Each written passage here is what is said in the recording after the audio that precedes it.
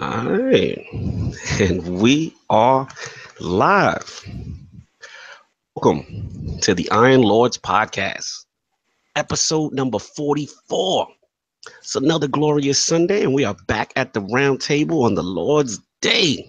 It's the 2017 ILP holiday season finale. We got a ton of PUBG to talk about, NPD results, the latest Bungie weekly update, the Xbox party chat on Android and iOS to discuss. So we're going to get right into it. So let's introduce those usual suspects at the round table. Uh-oh, look who jumped in the back door. Is that the birthday boy? Is that the birthday boy? He in there, I don't hear him. No doubt. So we got my co-host with the co-most, my brother from another mother, and the howl of the young wolf. My man, Lord Addict, how are you doing, sir? If your mic's unmuted, please unmute it. Can you guys hear me? I hear you now. There you go. No, pretty good. What's going on? The big 2-6 out here in these streets moving. What's going on?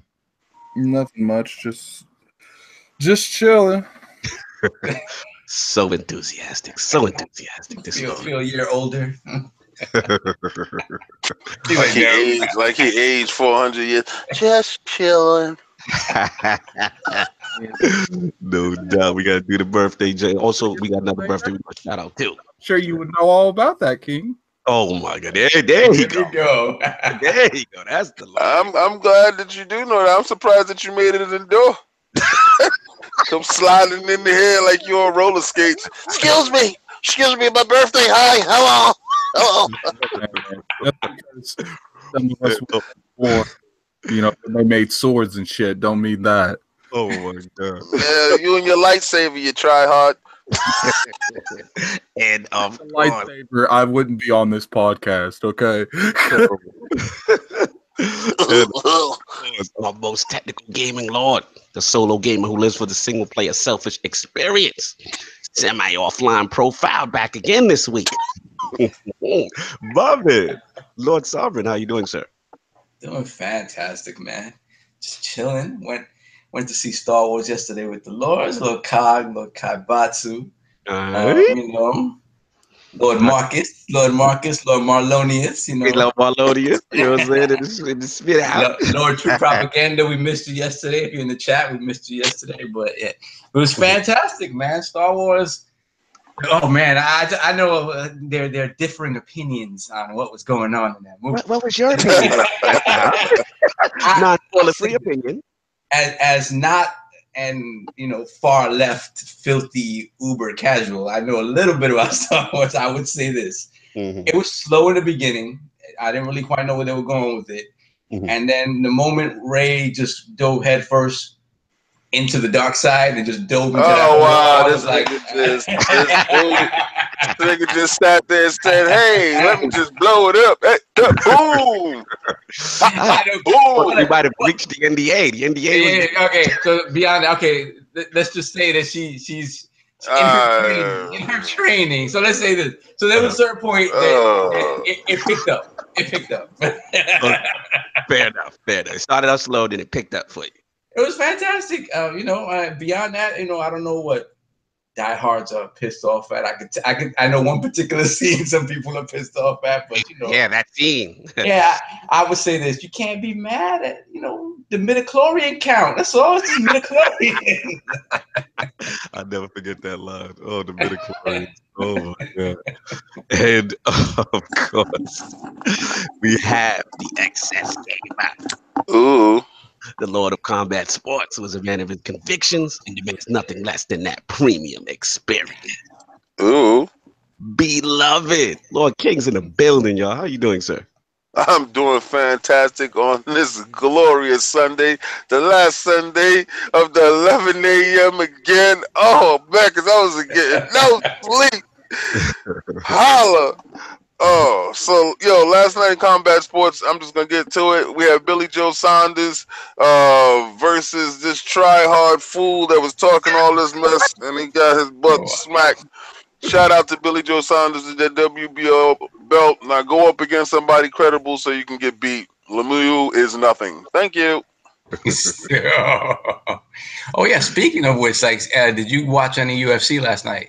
I missed it, Lord Saw. Put me on because I heard Dos Anjos fought Lola, right? Oh Lord, yeah, man. So what happened? So the top two matches, we had let's go with the main event first. So we had Dos Anjos versus Lawler. And what was supposed to be like a matchup for the ages. These two guys are animals, and Lawler's a beast. Lawler's a guy that does not ever quit. And champion for a long time too. Yeah, and to be honest, I have to say that Dos Anjos at welterweight is a big problem. This guy came to welterweight, and he is wrecking dudes. And I tell you this right now, it was competitive. Like Lawler was always in the fight, but he's become so one-dimensional that he just wants to knock you out, and sometimes that's to his detriment. So Dos Anjos is like, honestly, his cardio was ridiculous. He outpaced him. He out-attacked him. You could tell Lawler was winded by the end of the 5 rounds. And like, to be honest, it looks like it's once Woodley gets back from his surgery, this should be a great fight. I see this, Dos Anjos looking better at this weight than he did at, what was he, featherweight champ? I forgot. Dos Anjos came. See, I remember him in the, was it not maybe above feather, maybe right above there, because I remember he was supposed to fight Conor at one point. That was supposed to be a super fight. And then that never happened, or he didn't make the weight, or something happened. I forgot. Yeah. But I remember him being a beast because he messed my man Pettis up, and I used to like Pettis. He destroyed Pettis. Yeah, and so to me that's a big step up for Dos Anjos. He's a problem at welterweight. And then the co-main event where the knockout of the night occurred. Josh Emmett, who fights under Alpha Male, he came in. And he fought number 3 contender Ricardo Lamas. Like, Lamas has been around for a long time. Yeah, I remember Lamas. Never really been able to get over that hump to win that belt, to pick up that championship. He's always been good, but he's always kind of been on the cusp. And Josh Emmett just knocked him off that cusp. Smooth left hook to the tip of the chin, and Lamas went out. He was out before he hit him with the llama. Yeah, he hit him with the smooth llama. That's one of those where he was out before he hit the floor. His head bounced 3 times, and thankfully Emmett saw that and didn't follow up with ground and pound. Like, there was no need for it. He was out cold. But the ref ain't do him like Overeem. Oh no, the ref was Overeem. The ref was watching the Overeem fight. Even the ref yelled out, "OS." And it's funny because they always let them get that extra one, like when Head Dog got this. Oh man, that's one of the ones I cringe at when I see that. I don't like that when they give him the body. That's what I call it, the body. He's already bodied him, so you will body him twice. Yeah, I mean, with Lamas, you saw the leg twitching and all that, so it was it was a little scary. So thankfully, that extra hits didn't go down, and that was pretty much it. And then we have Holmes and Cyborg coming up. I can't wait to see that. Yeah, I want to see that. That's gonna be a big test because Cyborg's a big girl. She is. She's a beast. Look, Holmes is gonna get knocked out, but I just want to see how Cyborg does with it. Yeah. You know what it is? Like Holmes has she has boxing movement, Muay Thai movement. So it's one of those things like Cyborg's full arsenal is going to be put to test because she's not going to just be able to stand in front of her and just wail away because Holly's not going to be there. She's going to move. So we'll see. No doubt. Look at that. I love when the participation of the fight game comes through there. Awesome! It's awesome! No doubt. And of course, Lord Cognito here spreading that gaming realness on the ILP. Not telling you what you want to hear, but what you need to hear. So let's get into what the Lords are playing this week. Let's get to the birthday Lord on his born day. What have you been playing this week? Just pretty much PUBG. That's all. Oh, getting that PUBG, them chicken dinners. Any chicken dinners go down? No, I've gotten the top 5 like 15 times. It feels like I always get like sniped out of my chance to get the chicken dinner. So no doubt, it's tough, man. It's tough. I definitely know what you're going through on that joint. No doubt. And Lord Sav, what have we been playing? On the Switch, just some more Xenoblade, like just little by little on the Xenoblade. And on the console side, Assassin's Creed has my soul, as it always does when it comes out. And some PUBG. Definitely got some PUBG. Wait, hold on. You play PUBG? Yeah, man. Yeah, I'm gonna tell you what he did to me. I'm gonna tell you what he did to me. Oh yeah, that was best. Yeah, I'll tell you what he did to me. I played with you day one, Cognito. It was day one. Yeah, See, when I start drinking, I'll be forgetting stuff. We did it debut because that's what my man looked like, Little Worm. Yo, yeah. Everybody looked like Idris Elba. You look like your man look like Papoose. Yeah, that intro was that. We're gonna get into PUBG. Lord King, what have you been playing this week? PUBG, you know, a full arsenal Destiny, Android Cactus, Assault Android Cactus, Forza. Boy, oh boy. That 60 frames true 4K, man. You know, like, because when you buy a 4K television, you know, you want to say have true 4K. You don't buy a checkerboard television for that PlayStation experience. They do that thing with it? Nah, man. None of that checkerboard stuff there, but woo, that PUBG. Let me tell you what Sovereign did to me. Yo, so we got all the guns. We land. I'm like, yo, hey, grab your stuff up. We went in the house, got everything. All right, put your stuff on. Let's go. I said, all right, this is how the hustle goes. We get all our stuff. We go get these cars. So he jumped in the back of my whip because I had found a buggy. Jump in the back of the whip. Let's go. We shot over. I found another buggy. I'm like, all right, hop in your buggy. I get my buggy. And then we're going to get to the middle of the map. We're going to clean it out, and we're going to sit there and camp, wait for these dudes. Yeah, that sounds like it. Dang, let's do that. All right, so we going through, right? I said, yo, there's a house over here. Let's hop out the whips, and let's go. This dude hopped out his whip, kept it running. His whip hit me. Yo, it killed me. Yo, I was on my knees. I was like, yo, Sovereign, help me.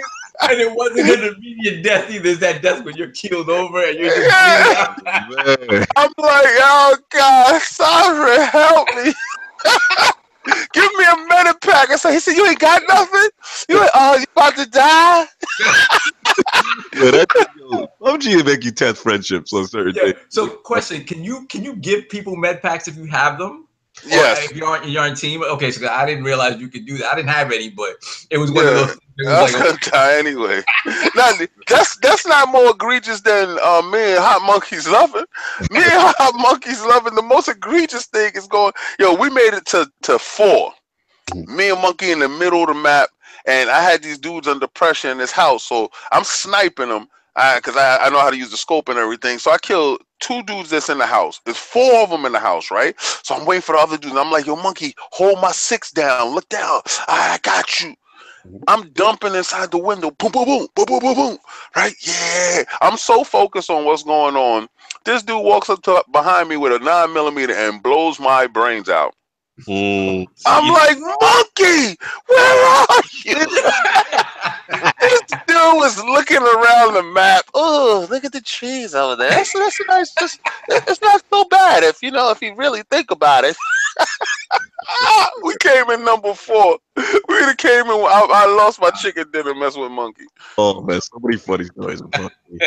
Yeah, man. The funny thing is on that one where I killed King, I actually came in second. I came in second, and he was watching me and telling me like who was around and whatnot. And then when everything kind of closed in, I only had a pistol, and I'm like in the middle of this field with a pistol, and he's trying to tell me they're coming from your left, they come from your right. I'm like, I'm dead, dude. I'm so dead. Yeah, that's how I feel. Yeah, for me, I mean, this week hasn't been a lot of Switch. I've been actually more home, so I've been actually touching that PUBG. Also, shout out to Lord Valakon. Also, birthday shout out to Lord Valakon, who shares the same birthday as Lord Addict. I keep forgetting that. So shout out to Lord Valakon on that. We got some PUBG getting in. It was fun. Did some duos. Yo, playing with Valakon is hilarious because he has no shame. Like, he's going to run. He'd be like, nah, let them beef over there. Get the flip and let's go left. And I'll be like, all right. Like he is all about the non-confrontation, then coming in and doing the hi-ya at the end when people are beefing. No, what was funny is I I was playing with Jansen and Kid Smooth, and they got sniped going over a ridge, and they were like, "Come get me!" I'm like, "Dude, he's just gonna snipe me." And then I looked at the. I want to say it was Critic we played with, and I just straight up said with the most serious voice, "Let's go, let's leave them." Should have did this. See, you gotta be like that because it was we got down to like the final like 12 or something. The circle's closing in, and it's like I was running people over with the whip, so I was getting into it, and then he fell out the whip and got injured. So he called him. So I'm like, come on. He's like, oh, I'm hurt. Da, da, da. So I'm seeing people getting shot. And I'm like, part of me is like, you're supposed to leave him. Man, I gotta go get. If the dude ain't wait for me to get over there to put the revive button and say, ha! They set me up, man. Whoever, shout out to that dude on Xbox Live who waited for Valicon to bleed out for me to get over there. That is crazy, man. Like the little mini stories within stories like that can happen on the battlefield is crazy, man. Absolutely. So I'm rocking that. I've been playing a lot of Destiny this week, so getting my Masterworks on. I know we're gonna talk about that later. Have a lot of fun of that. And also been playing Sea of Thieves. I got in that the joint, you know what I'm saying? Unfortunately, I'm under strict NDA. Yeah. But I had a good time with that. As much as what I can say. And I know the Terra beta dropped out, so I gotta hit up Lord SWAT so he can educate me on his PC MMO, that Terra. You know what I mean? So I'm definitely gonna try to touch that up probably the beginning of this week, get in depth with that. So hold on, I like to give a shout out to Sons of Wrath. I think it's 73. So this dude comes over this week because I have a schedule to clean my boiler. To do a maintenance check on my boiler. So it comes through, whatever. So I'm sitting on the computer, and I started playing a little bit of Cuphead, and he was like, "Oh, you play Cuphead?" I'm saying, "Yeah, I'm playing it on live right now, because it's a cross-play game." He was like, "Word, you on live? Yo, what's your gaming tag?" I said, King David OTW. He said, "What? No way! You on my list." I said, "What? You on my friends list? We played together. Look!" And he takes out his phone with the app, with the beta app, and he's like, "Yo, check it out." I'm like, "Wow!" I said, "Good thing this ain't no dude that I done cursed out or something." Not like blow my house up. Raid that we did. Yeah, like what's wrong with you, Sins? Get him out of here! Blow my boiler up. Shout out to your mans that you met on Xbox Live in flesh. You know what I'm saying? That's what's up. Yeah. So, we did what the Lords are playing. So let's get these poll results over with. So last week's ILP poll results are in, and the people have spoken. With Paris Games Week, PSX, and the Games Awards now over, does Microsoft need to take a more aggressive approach for their fan base outside of E3? The winner at 65% in our three-way ILP poll is the yes, Microsoft needs a dedicated show. And coming in at second, 30% was the no, E3 and Gamescom are enough group. And the shallow third place at 5% was that they don't care. 6 teraflops is greater than 4 teraflops. The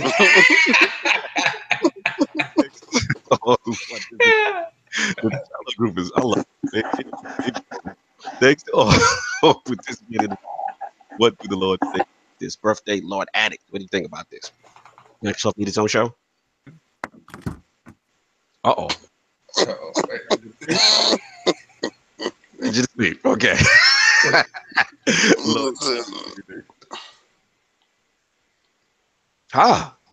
Okay. Lord Saab, you good?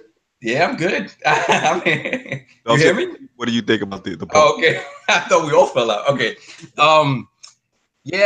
They need their own show. Hopefully, with Phil, kind of being more quiet about what's coming in terms of first party and new stuff like that. Hopefully, they're just building up the portfolio to have stuff to talk about. So I would say, yeah, man, you need that. You absolutely need that. Sony has that, and they've kind of fumbled the ball a little bit in terms of what they want that show to be. Mm-hmm. Microsoft needs to do that, and they need more practice in this sort of environment. They're not very good at mic drop moments and at creating excitement in the community. They're not good at doing that, and they need more practice doing that. Yeah, that's what Sony gets them. Sony definitely got that. Yeah, they got the theatrics. Yeah, they know how to sell it. Lord King, what do you feel?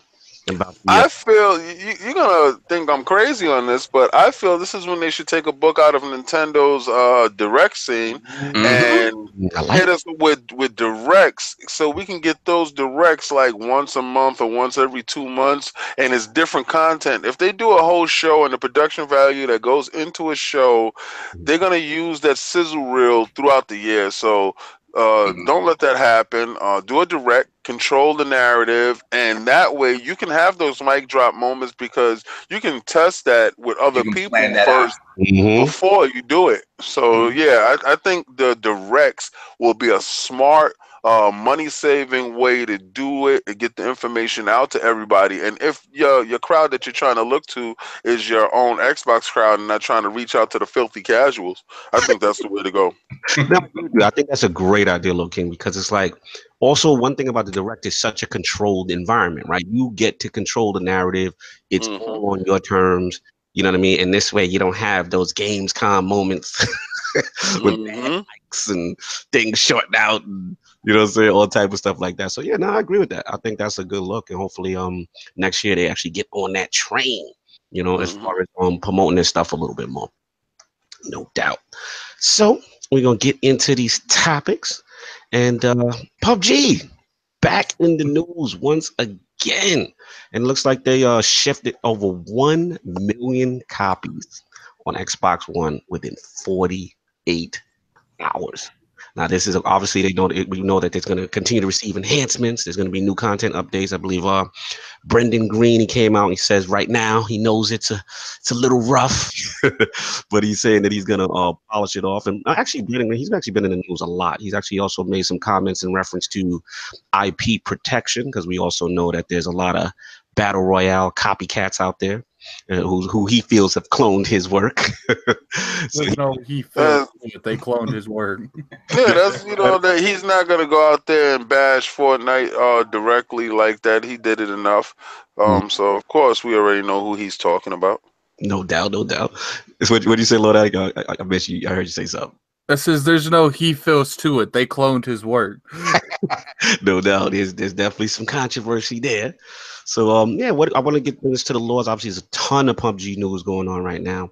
So let's start with first the 1 million in 48 hours sold, and then our impressions. So let's start off with Lord Addict. What do you feel about this tremendous success that PUBG is having, and then also your personal impressions of the game? I mean, does anyone really expect anything different from PUBG? The game that sold like 40 million in 8 months? Like, did people really think just because it was on PC and it's coming to console, did people really think console players wasn't going to play this game? Like, I did my last Planet Xbox, one of the people on there tried to argue with me saying that the difference between the players is so vast that, people just weren't going to pick up on this on Xbox. And I'm like, this is the console, all last gen, and most of this gen is referred to as the shooter box. And you mean to tell me, like, the king of shooters out right now isn't going to sell on the shooter box? Get out of here. Yeah, I mean, I shout out to Planet Xbox. I heard you guys, and shout out to Grind My Gears. I heard y'all going at it. You know what I mean? And I'm going at it with the whole podcast. I definitely heard it. And yeah, I mean, listen, I mean, it's one of those things, I guess, maybe from an Xbox perspective, we haven't seen such a, influx of success on a home, well, I don't say homegrown, but an exclusive title, right? So you're getting to see this like tremendous success in the short amount of time.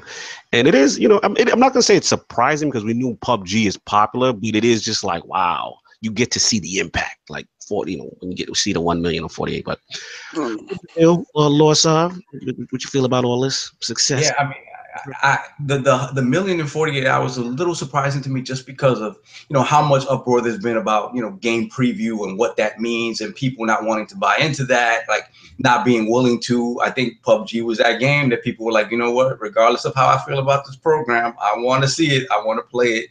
And the numbers speak for it. It's a $30 purchase, so it's still in that impulse range that it's not a huge investment. Right.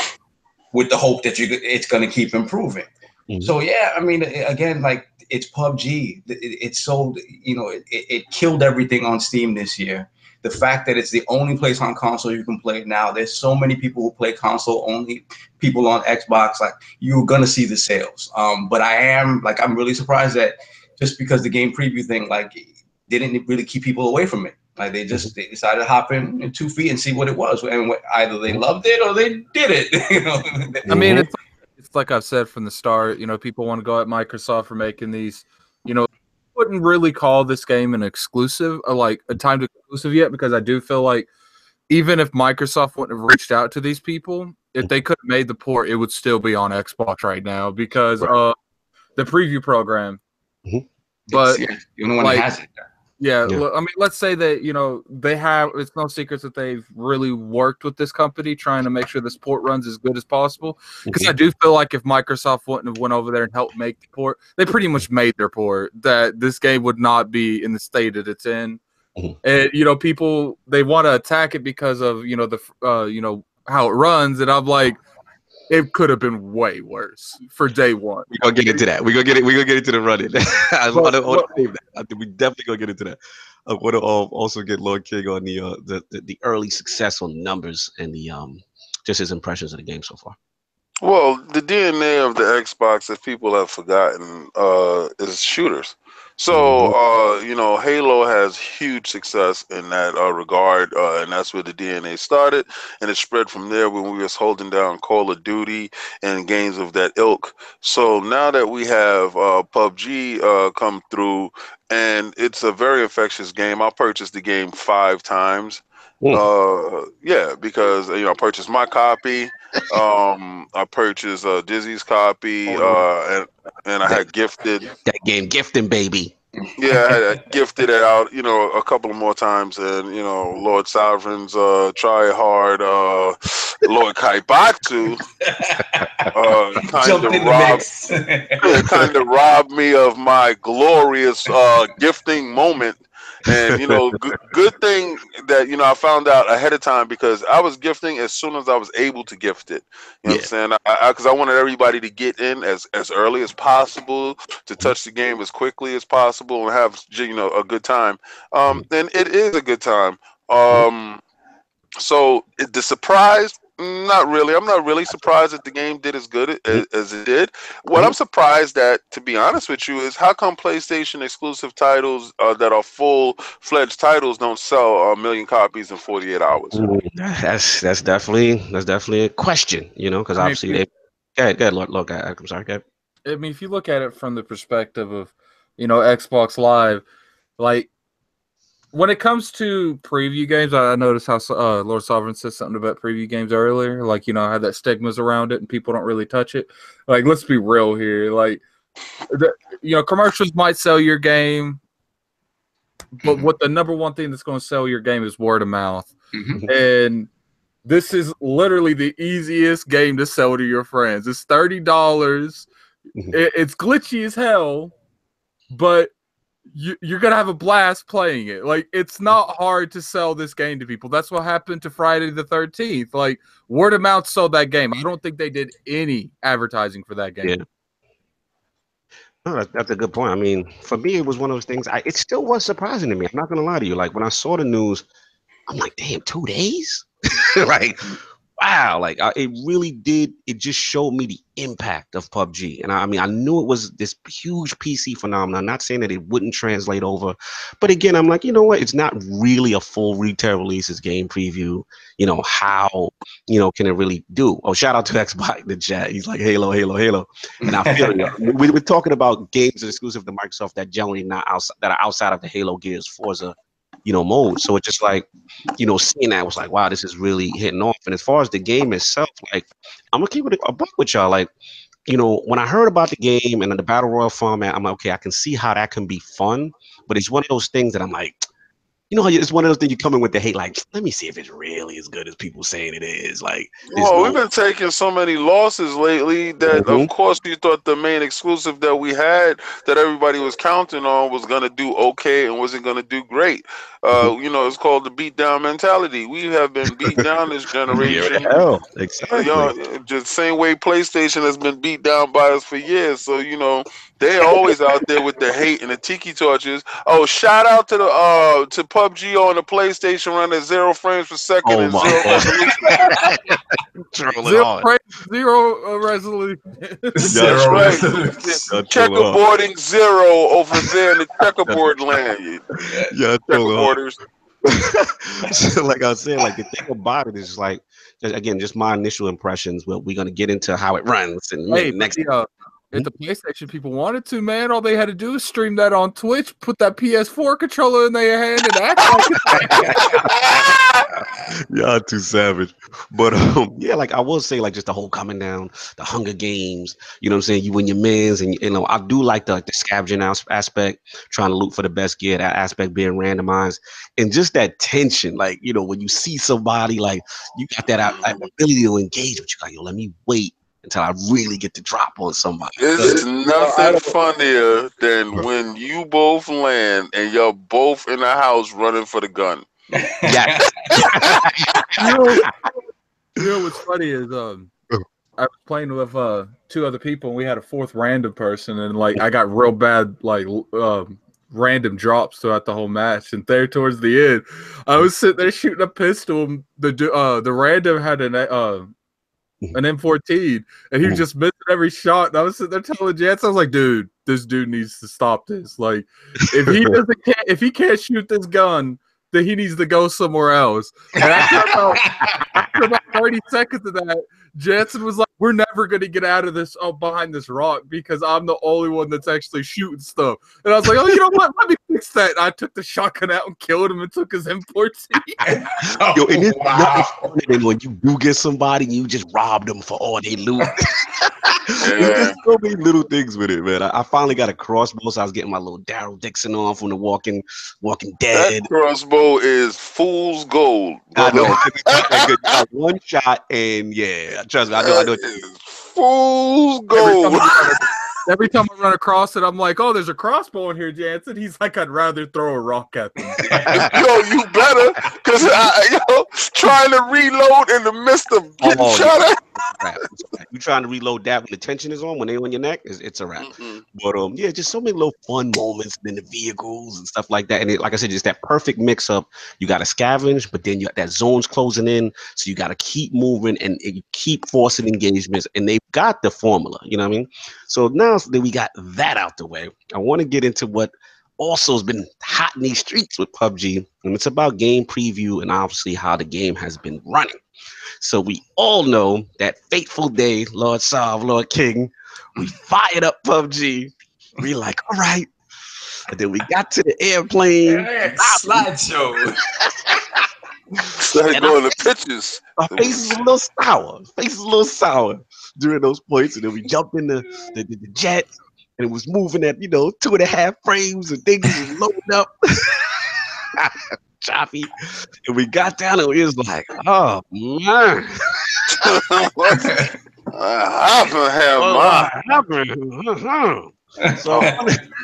this is one of the hottest joints in the streets right now. So basically, we know it's a game preview game that we knew coming in. But I want to get into the discussion of, what I'm seeing going on Twitter. Shout out to Solid Rev, shout out to Jay Fonzarelli, shout out to Richard Review Tech. A lot of my peoples are going at it right now. Yeah, tiki torches. A lot of them it comes down to, the fact that it's game preview, but Microsoft did charge for this game preview, as well as the fact that shout out to Grind My Gears from playing Xbox and you guys going at it. But he made one valid point as far as that, this is one of the few game preview games that doesn't have a trial. Normally in game preview games, like you got that hour, you could check it out, to dip your toe in, and you're like, all right, let me see if I can commit to the project. So I want to get down or lay down.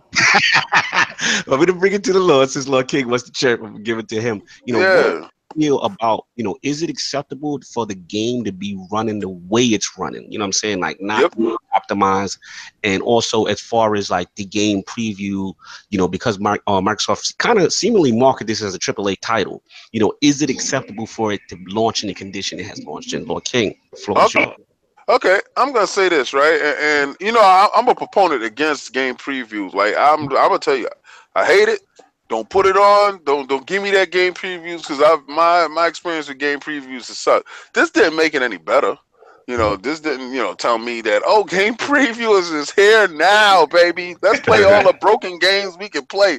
No, the price is $29, right? Mm-hmm. So, and the fact that you said there's no trial. Okay, yeah. Get down and lay down, bro. Either you in or you out. Don't dip your toe in the water. You want this product? You want to taste this product? Well, you gonna have to buy this product. And okay, so if you don't like this product, that's your business. If you didn't look at the 3 disclaimers coming in when you log in, when you go to press the button, and when you get ready to launch the game, and it tell you preview program, this game is not in its truest form, it's not in the truest state, and it will be, growing over time. I think there's a lot of people that have a failure to read. We have a lot of, in this community, we have a lot of illiterate gamers that don't read, that are click happy and trying to get to the game first instead of reading what's on the screen. And to you, my friend, you played yourself. To you played yourself. Don't sit out here with a tiki torch if you can't read. That's your damn business. I read. And all right, so get to the 11 frames per second. Get to the, and I have an X. So I feel sorry for you, the ones with the Xbox simples out there in these streets. I feel sorry for you guys because I know it's bad. And then the other guys with the brick box Xbox, the first joints. The 720 boxes, y'all is in danger. They said they actually have a competitive advantage over X users because they have less stuff on screen and they can. Back. Yeah. They just running around with wire pixels. Wireframe guys, shout out to the wireframes. There's a workaround though. Lord Sovereign and Lord Cognito and Lord Addict knows this. We know this. Turn off your broadcast and stop trying to capture everything and stream everything. Turn it off and you get a solid 30 frames per second on the X. I don't know about the other systems because I don't have it. But on the X, I was getting a solid 30 and it looked beautiful from there on. Animation is still wonky, but the fun factor, there's no more fun than when I was calling Sinister Satan for the things that he was doing. Shout out to Lord Sinister. Shout out to Sinister. Shout out to Zach Kareem in the chat. He said, I'd rather deal with preview and PUBG than to get raped by Sony in the No Man's Sky incident. Wow. Yeah. They going in. Let me get Lord Addict real quick because I know he was going at this also on Xbox. What do you feel about that whole thing with the lack of the trial and is it acceptable for PUBG to be running in its state the way it is? Look, when it comes down to it, it's like, look, does the game run? Well, first off, let's attack the trial. There should be a trial? Yes, because they did state that there going to be a trial in every game. To my knowledge, they never said when that trial was going to be. So you know what I'm saying? Like, I do think it should have been a trial on launch, but at the same time, they were looking over the product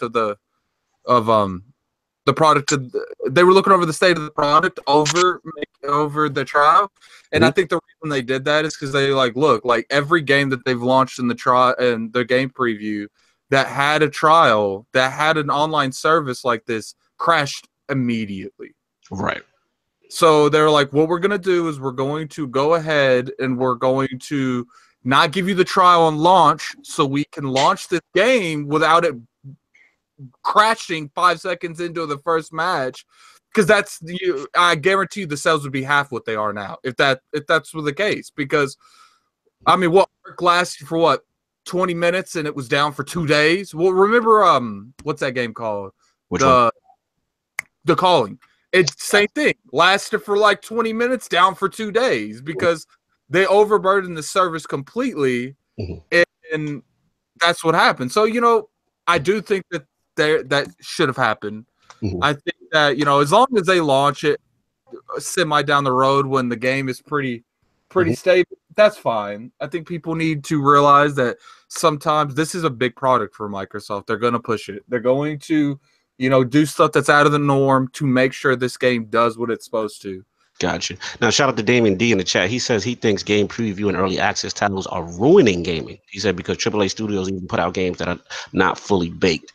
I want to get into that, but also want to get Lord Sarv on this too, as well as his feeling about you know, the state of PUBG, where it's at right now, you know, and obviously, you know, the game preview stuff. So where you at with this, also? Well, I think with the preview stuff, they were always going to charge upfront for this game without a demo period. It's different from other preview games in that we're lucky they didn't try to get 60 from us, to be completely honest. Yeah, exactly. You're not quite sure how they would approach this. I had your guys' mentality, so I could do half the job and still get paid. I'm sorry, guys. I'm sorry. But I think, yeah, absolutely. I mean, to me, it was all about money. They were always going to try to sell you this game up front and then give you a trial period afterwards. PUBG, unlike a lot of other game preview games, is already a known quantity. You already know what you're going to get with it. You already know the popularity of it. You're not going to ride that wave and charge people for it. So that was always going to happen. And they were always going to demo the game afterwards when it was in a little bit of a cleaner state. You know what I mean? To get those people that are on the fence and don't really know about it afterwards to purchase the game. So that's that. And in terms of what the game is now and what it could be, to all you people who've been playing the game on PC for the past year, we get it. We get it. Regardless of the state the game is running in, yes, it could be smoother.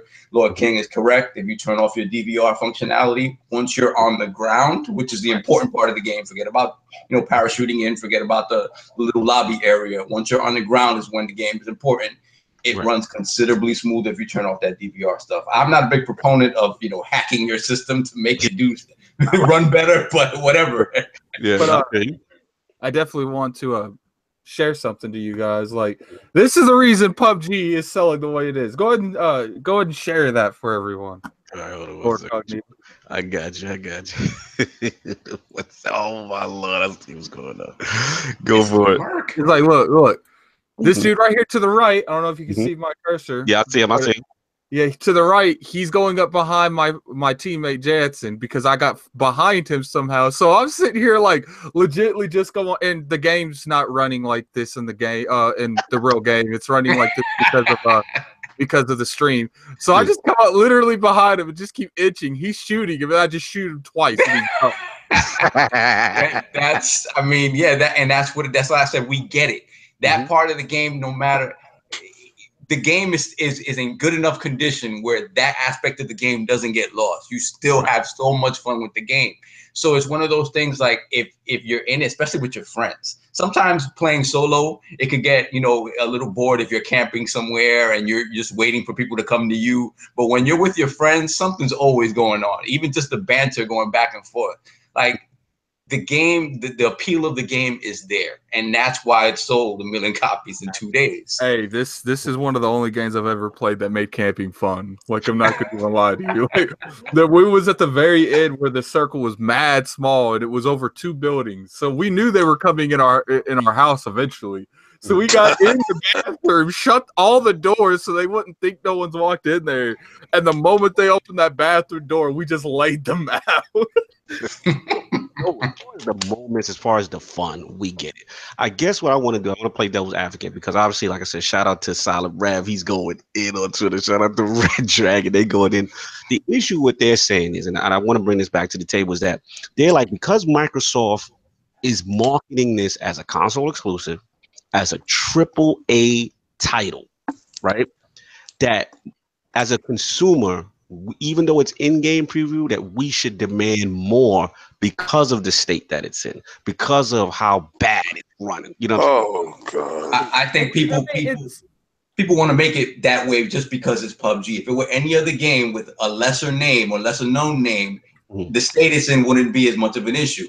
It's the PUBG thing, and the fact that Microsoft, when they said it's coming and it's in game preview, and they didn't give details behind it. They just said it's in preview.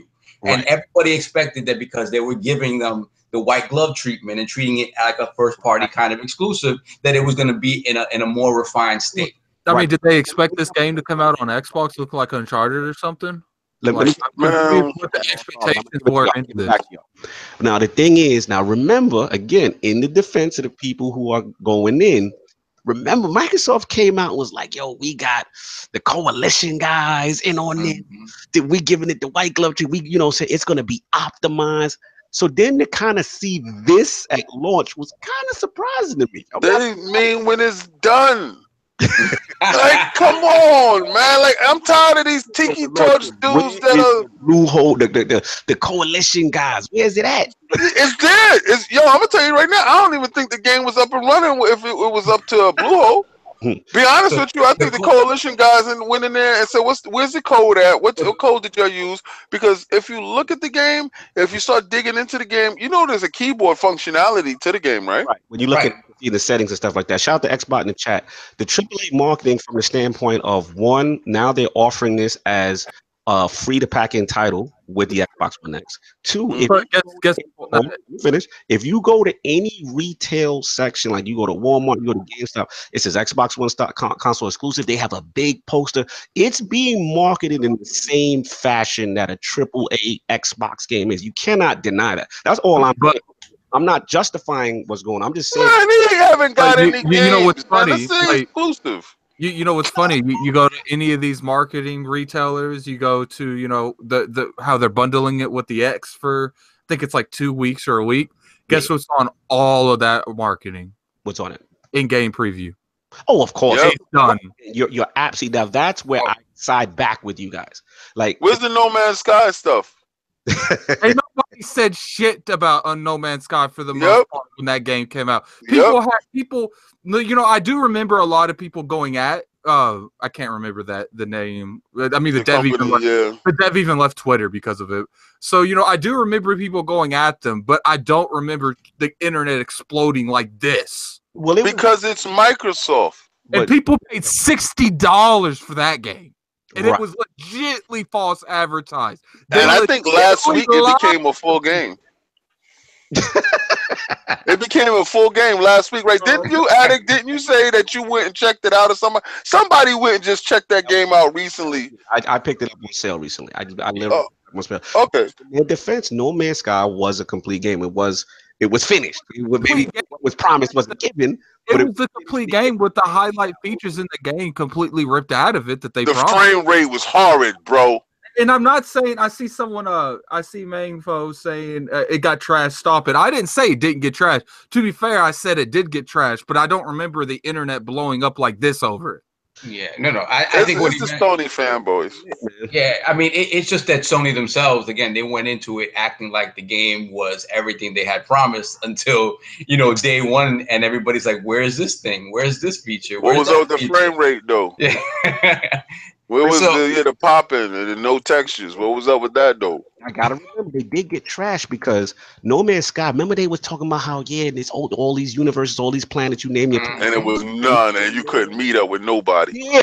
So they got destroyed. That guy. Notice. What's his name? I forgot the guy's name. Notice. You know what I do want to mention? You know what I noticed about these two entirely scenarios? Like, remember how quick Sony caved and blamed the other company? Yep. Yeah, Sony pointed over there. Yeah, that was Sony threw the desk.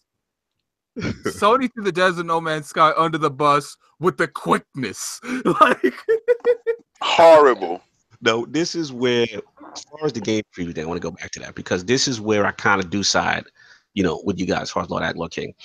As far as like Microsoft has been very clear, about what the game preview is, pretty much is a fan's way for them to preview, purchase, work in progress digital titles, especially participate in the development process and help devs make Xbox One games the best they can be. So you come in with that disclaimer, right? You come in knowing when you launch this thing, this is not a final product.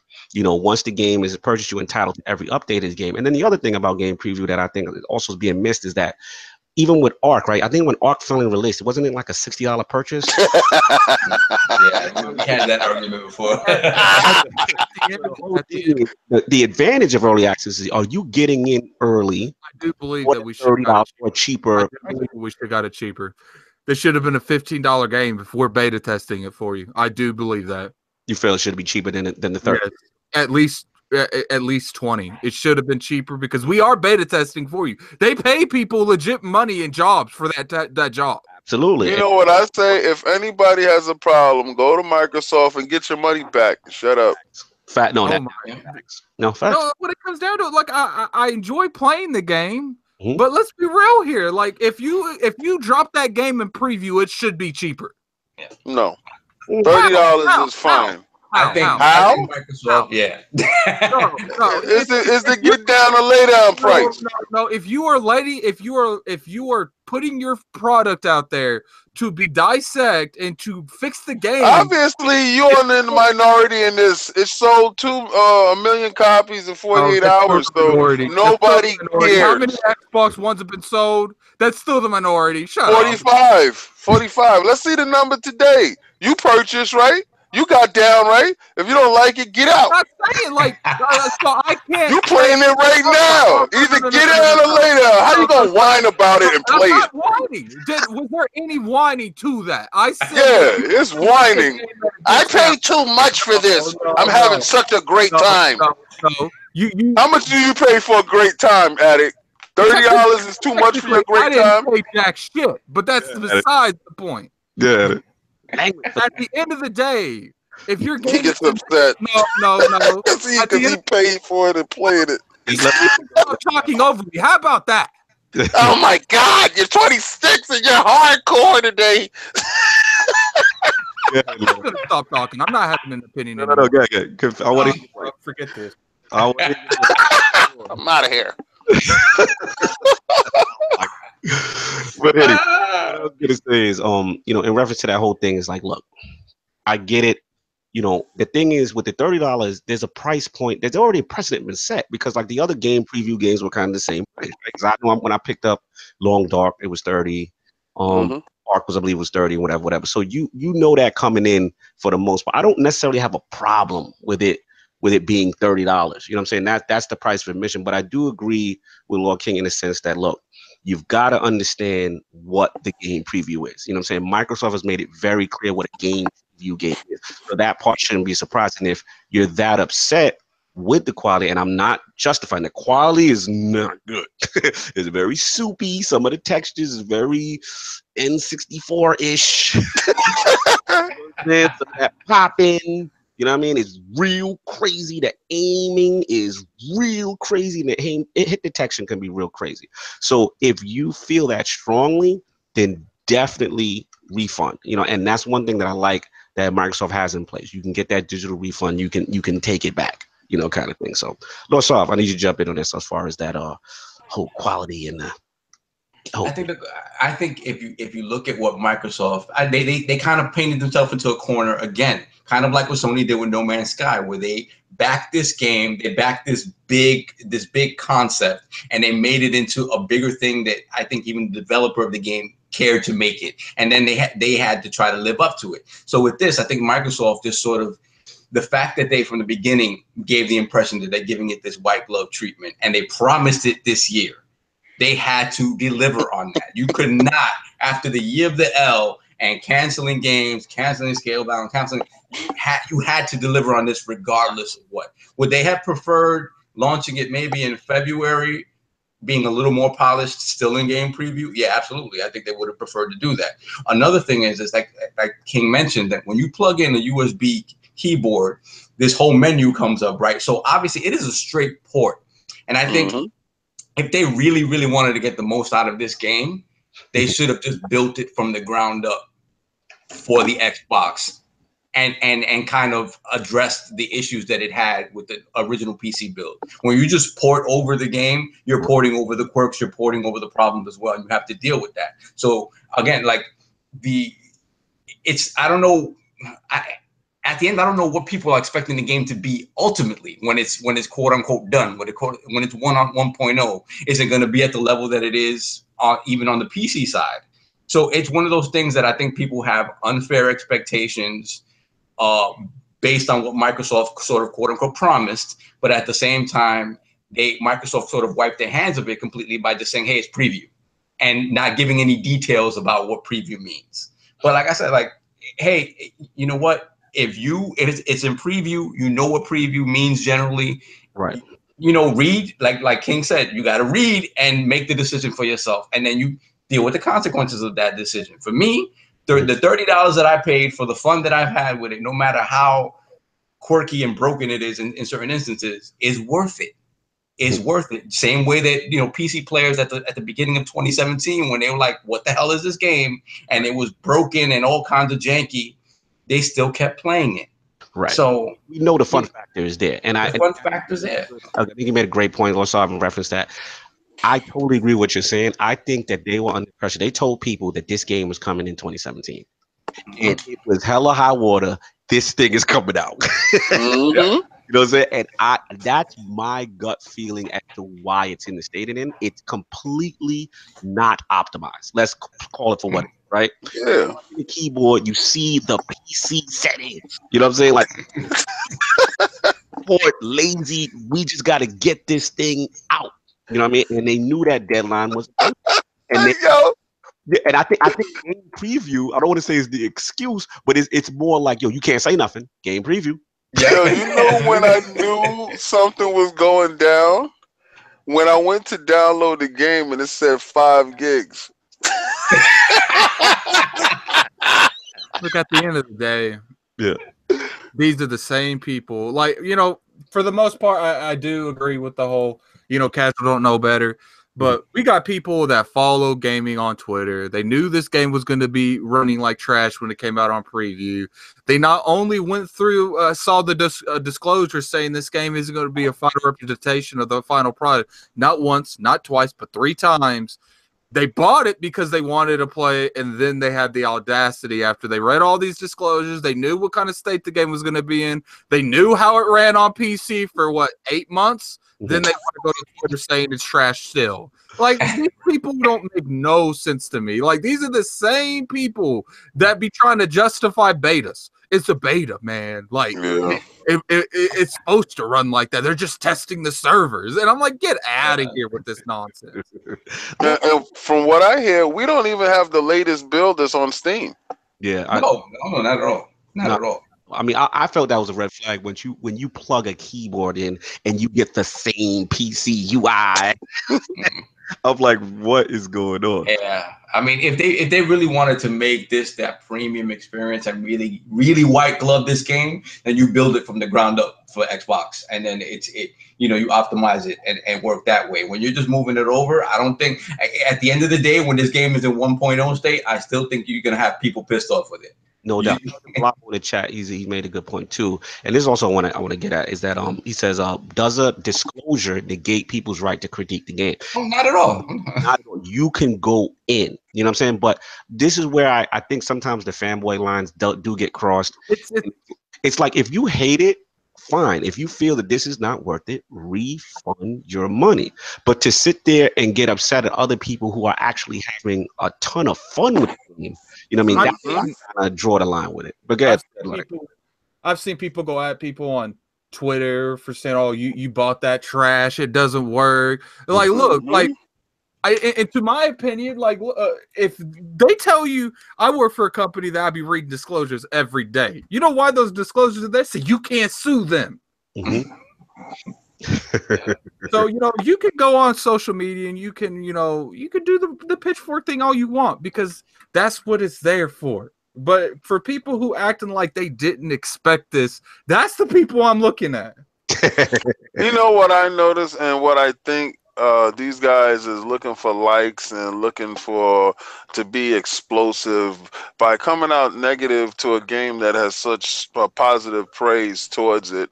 That will only highlight your aspect. Red Dragon, I mean, you're a minimalist, dude, and I've noticed everything that you have done. You have minimized, you have pushed down, you have kicked Microsoft. You have done this a lot.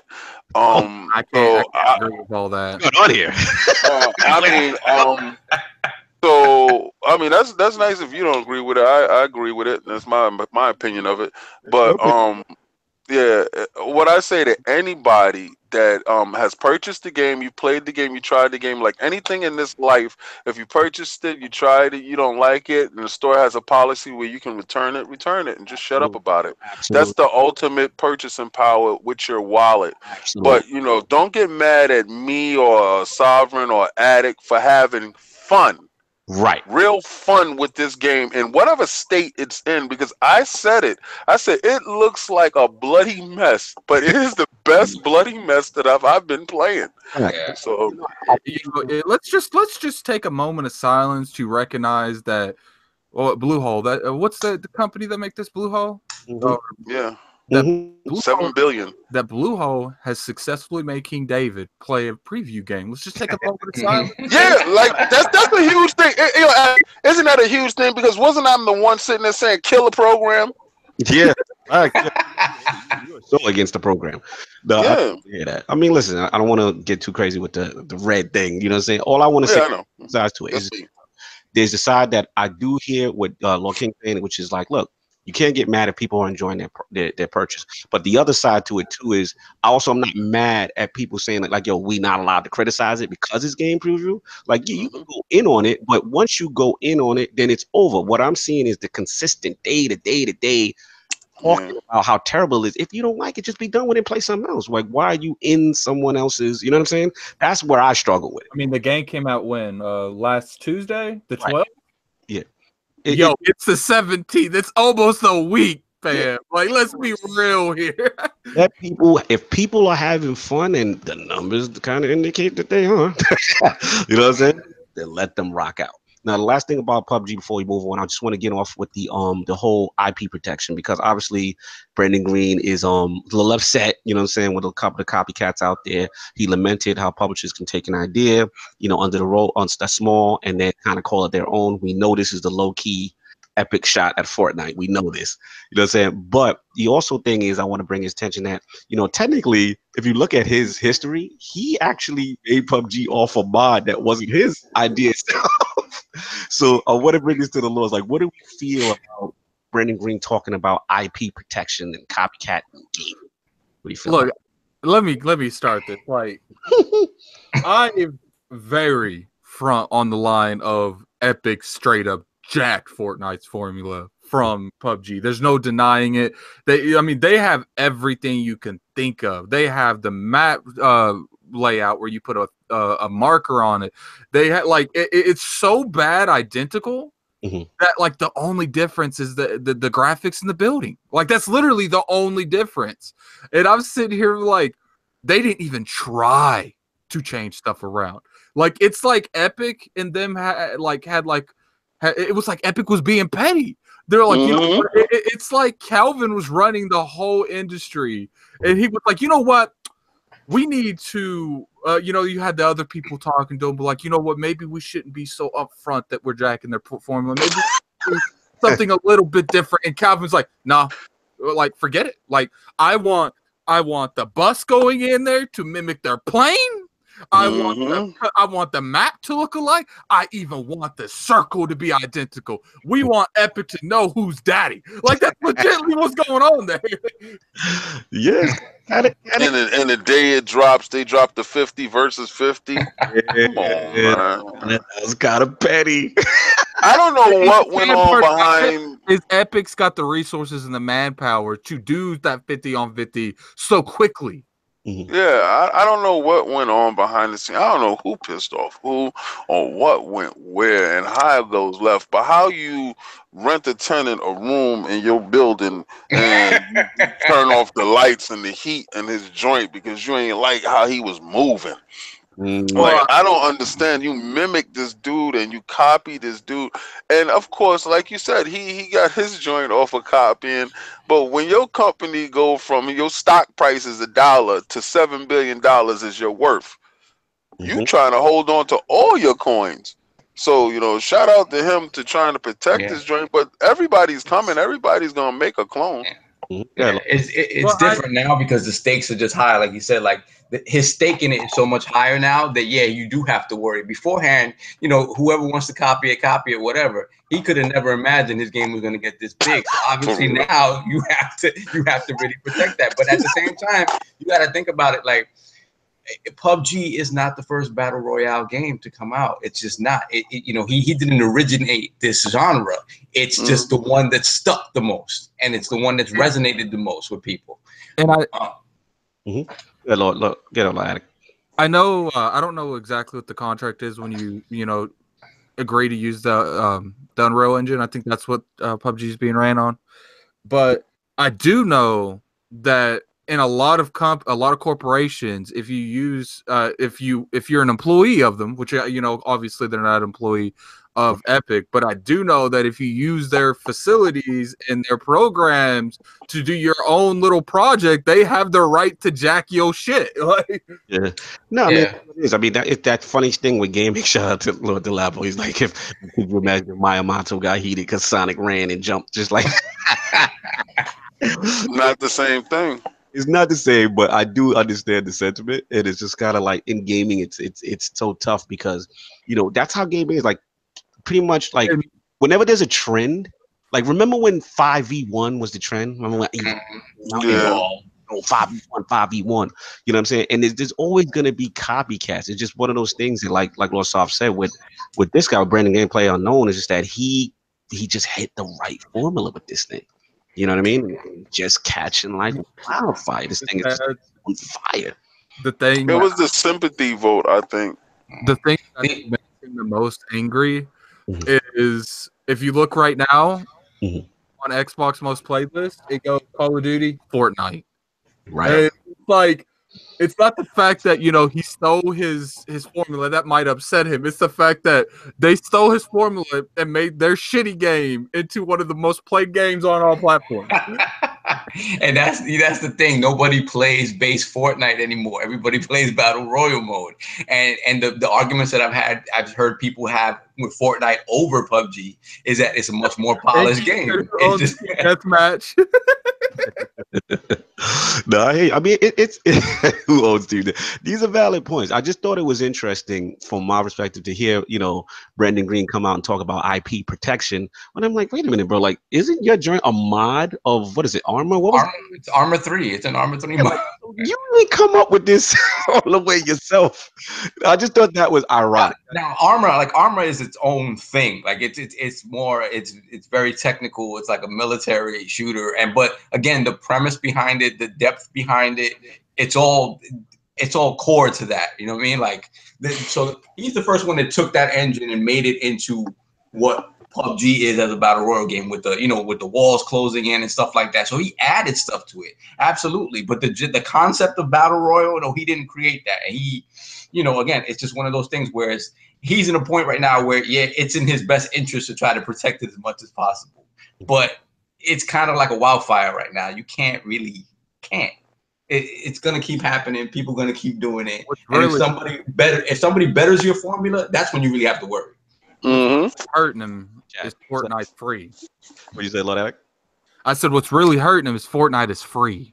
Yeah, that's the thing. That is the thing. I will say this though, like I was looking at the mixing numbers and the engagement when PUBG went live, and just to see it damn near triple, quadruple Fortnite in that short period, I was like, wow. Now it's gonna be interesting to see, as it continues and does the momentum keep up? When January, February hit and other games, stuff like that. I think what they need to do is they got to be consistent with the patching.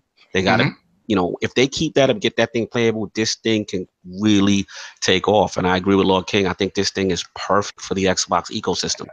I think a lot of people, the thing with the like Fortnite versus it, I think a lot of people don't gravitate to the Fortnite because of the look of it. They don't like the cartoony feel of it. We like the gritty feel of it. And we said it when we played the first day, that the gritty feel of it, even if it in its jankiness, I prefer to play that to Fortnite. It's more of a serious nature. Now, shout out to Fortnite. They do got the building and you know what I'm saying, like the tower stuff like that. There's things that they can do. But then I like PUBG with the vehicles. We can just jump in the whip, we can get it, and it's definitely a more gritty, serious tone. Like, you know what it feels like to me? It feels like, PUBG is Grand Theft Auto and Fortnite is Saints Row. And if you want that little cookie, little wonky, little candy corn thing, there's a place for that over there. And if you want that, get down dirty, do it in the city, grimy and gritty, you get down with the PUBG. And I mean, PUBG got that feel. What's funny, if you use that comparison, so what Blue needs to do, they need to make that GTA 5 where they're like, don't copy us, bro. You can't do it. You funny. Shout out to Lord Savage chat. He said the main issue is that Epic introduced a direct competitor type game while still being in charge of engine improvements and refinement. Oh, absolutely. You know, that just comes on, you know, they like Sam on that. Salute to Lost, because I'm gonna be honest with y'all. Like, normally I don't get into like favorites, slimy, but that made me not want to play Fortnite until PUBG came out, because I'm like, yo, exactly what Lord Sam said. It's like, ethically, you know, that's shiesty to do that when you're working with Bluehole and those guys. You know what I mean? I just felt that was all. But again, Lord, you want to finish this off? And, you know, I saw a lot of people when it first came out that was like, oh, they need to sue them. Trust me, if that man could sue Epic, he'd have done it by now. Like, I really think it's like I said earlier, I think Epic did all that and it was legal because they were using their engine. Yeah, they know away with it. All right, so we all PUBG'd out, I'm assuming. We're going to move on. Unless any Lord's got anything left to say on this PUBG. Oh, yeah. No, I'm just joking. No, I'm gonna get killed if I forget Lords. You were going to What's up? Will there be any news bent for NPD? There will indeed be knees bending. All of us hail PlayStation. Listen, I don't know about these dudes. I don't know. You want to recount? You demand a recount? Yeah. He sounded very Illuminati right now. Yeah, I'm Al Gore in this. I want y'all to recount those ballots, those absentees. So as we know, we look forward to November for so long, and looks like the NPD numbers have come out, and the NPD group has released its November report. PlayStation 4, the top seller in all units sold for the month of November, while the Xbox One earned the most in dollar sales. And obviously that can be explained by the higher priced Xbox One X at $500. So, unfortunately, all the Lords were incorrect. There was no Switch number one. There was no Xbox number one. Sony PlayStation. Hey, Lord King. Mm-hmm. Lord King. I kind of feel like they need to bend their knee twice for their being third, though. They gonna get out both these. There are no stipulations for that. Thank you very much. Listen. I'm honestly, I'm sorry. I know it may sound like sour grapes. I know it does. I don't believe those dudes.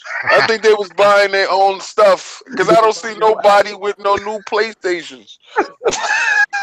Joe, no, we do know that the Sony, what is it? They lost out. Help me out. Didn't they have like a 189 Black Friday? I think that's the only reason that had to be. I think that's the only reason me and Lord King are bending the knee. That's the only reason. Yeah, because they dollar price. They threw their dollar price under the bench. But, you know, Microsoft didn't compatible with theirs. Yeah. Yo, they had to show leg. They had to show leg in the street to sell. Yeah, but like I said, no one. You got to give credit where credit's due. No one gave Sony a shot. We all something's up with that. With the Mario pack in, we all thought with the new system, the launch of a new system with Xbox One X, and Microsoft had a competitive S price. Was they believe they were $199? You know, running through the house. Up with that, I'm telling you, man. Like I'm telling you. I think they got something with GameStop, and they were selling the reused as the new prices. I'm telling you, man. I'm telling you, something's up. If something's gonna come out about these dudes this generation, that those numbers is not right. I'm telling you, man. Something in my gut is telling me these dudes is lying. Illuminati Central with Lord King. They're lying. So I don't want to get down on my knee. No. Like out there, you out of. How much would you guys say that? What? How much are they up to right now? 70 million. About 70 million. Yeah, like 70 Get the hell out of here. Hold up. How many months has it been in every year since 2013? How many months? I think it's one. No, I don't understand the question, Lily. I think Microsoft won like the first month or the second month, and then they just was like steamrolling. they pretty much just switched steamrolling for the majority of the year, and then in the end, here they came. Sony came in, swooped in the biggest months. There's been 48 months since the Xbox Since the Xbox One, yeah, it's been a minute. The Xbox One and the PS4 launch. So yeah, let's just say they sold. Well, what do you think would be a good number to offset holiday sales? Like when it comes to holiday, so like the average, the average beginning of the year would offset.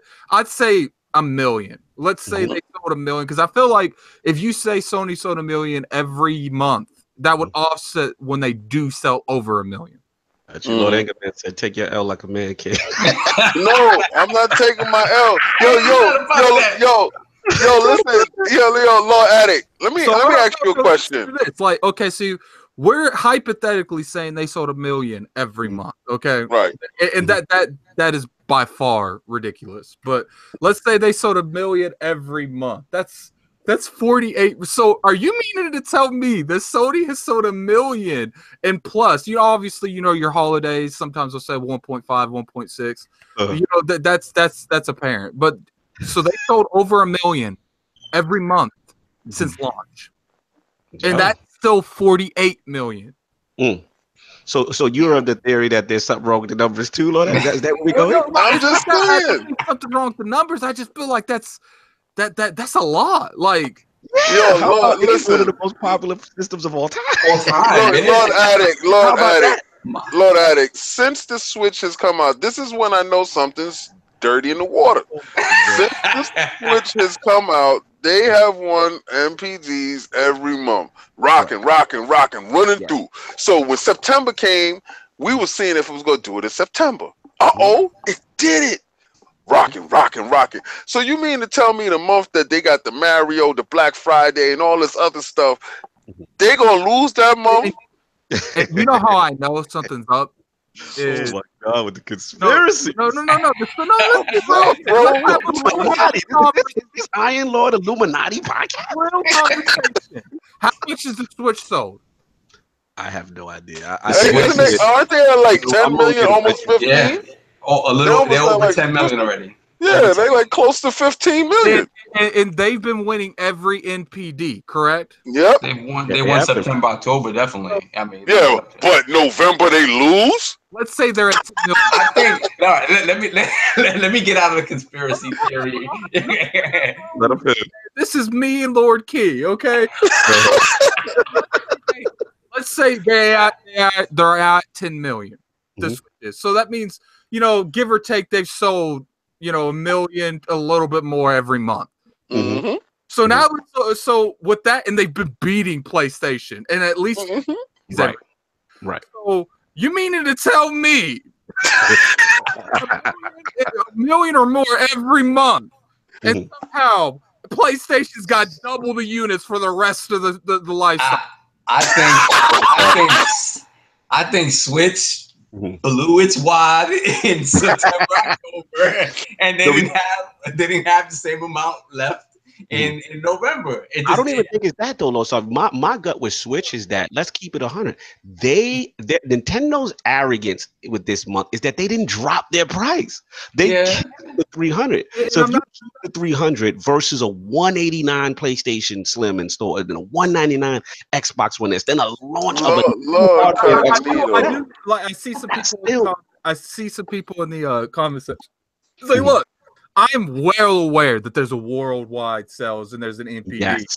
All I'm saying is that what NPDs, what they averagely sell like every month. I think it's every week they sell like 150 to 200,000. So that would be around $1 million just in NPD. So you mean to tell me that they sold another $1 million for the rest of the world? This is what I'm saying. Like, this is where the BS comes in. Like, you gotta look at it, right? If Nintendo Switch has been averaging $1 million every month at their price, they didn't drop their price, and Sony's been losing to them. So let's say Sony's been selling 700,000 every month at their price, and they cut their price down. They blew past these dudes. They were just waiting for the price drop to just blow past these dudes. Get the hell out of here! Something think with that number. I gotta get some. This turned into Illuminati podcast. And I want to get my man, Lord BRAP. Is it? I'm not. BRAP. I'm not saying that they didn't 100% get these sales. All I'm saying is that it's a little fishy. That this is the month everybody's pointing to. Then all of a sudden they come from behind with a run.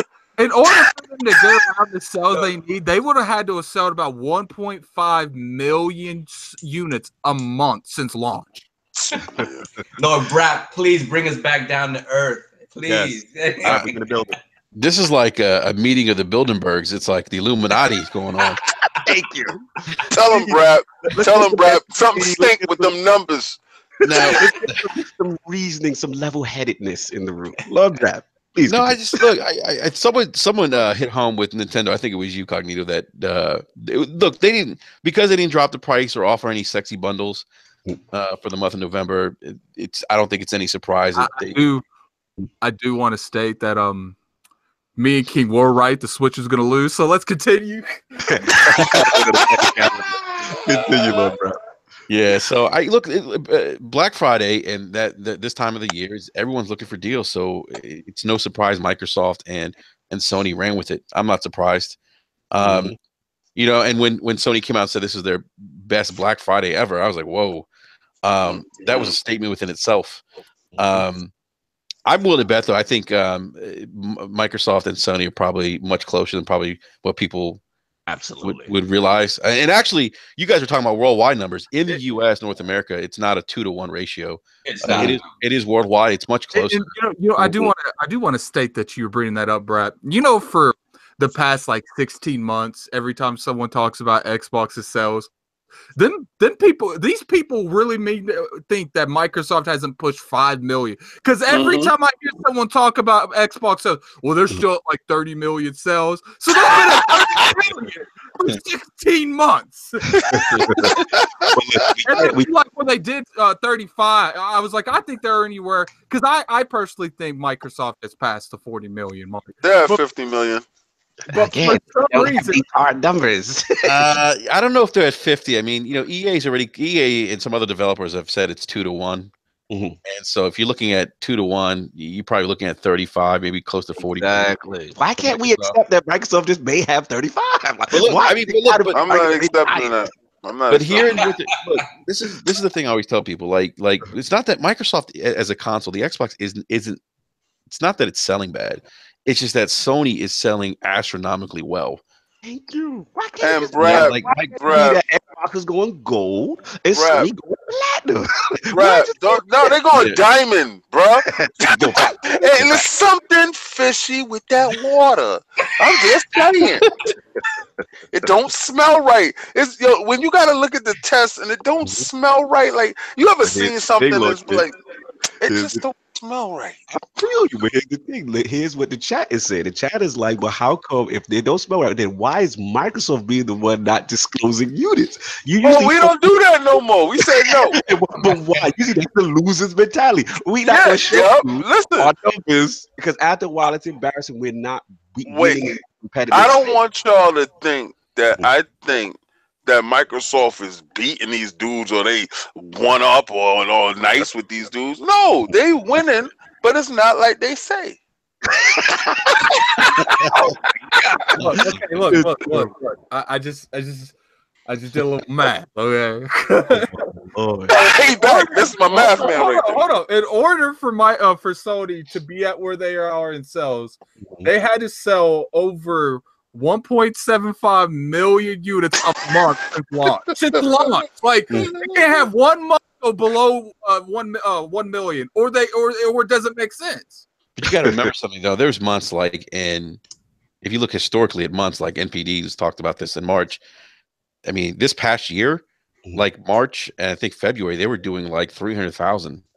And that's typically we got like a fraction of that 1.7. So let's keep going. No, but what I'm saying is though is that there's they sold like 1.3 million in the rest of the world. Well, yeah, I mean that's possible that they could do 1.3 million the rest of the world for like a month of March. I mean, it's not out. I mean, they did 350,000 units. I'm gonna need people March in North America. I'm gonna need people from the comment section send me a link to that world. Send me a link to that world that that worldwide sales. I need a link. I need that link. Lord Addict, you just don't believe this cannot Yo, be. BRAP.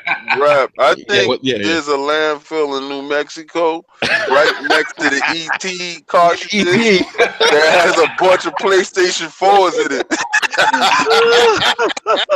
they're all stacked in Area 51. Yeah, man, they're right next to the Alienware drives. I'm telling you, man, something not right with this because your games can't sell 1 million. Something's up, man. It's stinking in out here. Hold on. ZCL. All right. Instead of coming at me with link to Microsoft Xbox One sales, why don't you link me to the worldwide sales? I politely asked. Thank you, sir. He can't find those numbers because they don't exist. We ain't talking about Microsoft sales because Microsoft don't talk about Microsoft sales. We don't do that in Fight Club. We don't talk about sales. We don't talk about sales. So as we're talking about sales, I also want to talk about obviously the top 20, games released for November. We know what the system order was, but obviously Call of Duty back on top, doing what it do. Much as people hate it, much as it's the dude, bro, whatever. Boots on the ground, #1, and surprisingly, Star Wars Battlefront 2. #2 with even the negative the Calvin edition. The Calvin edition, Loot Crate edition.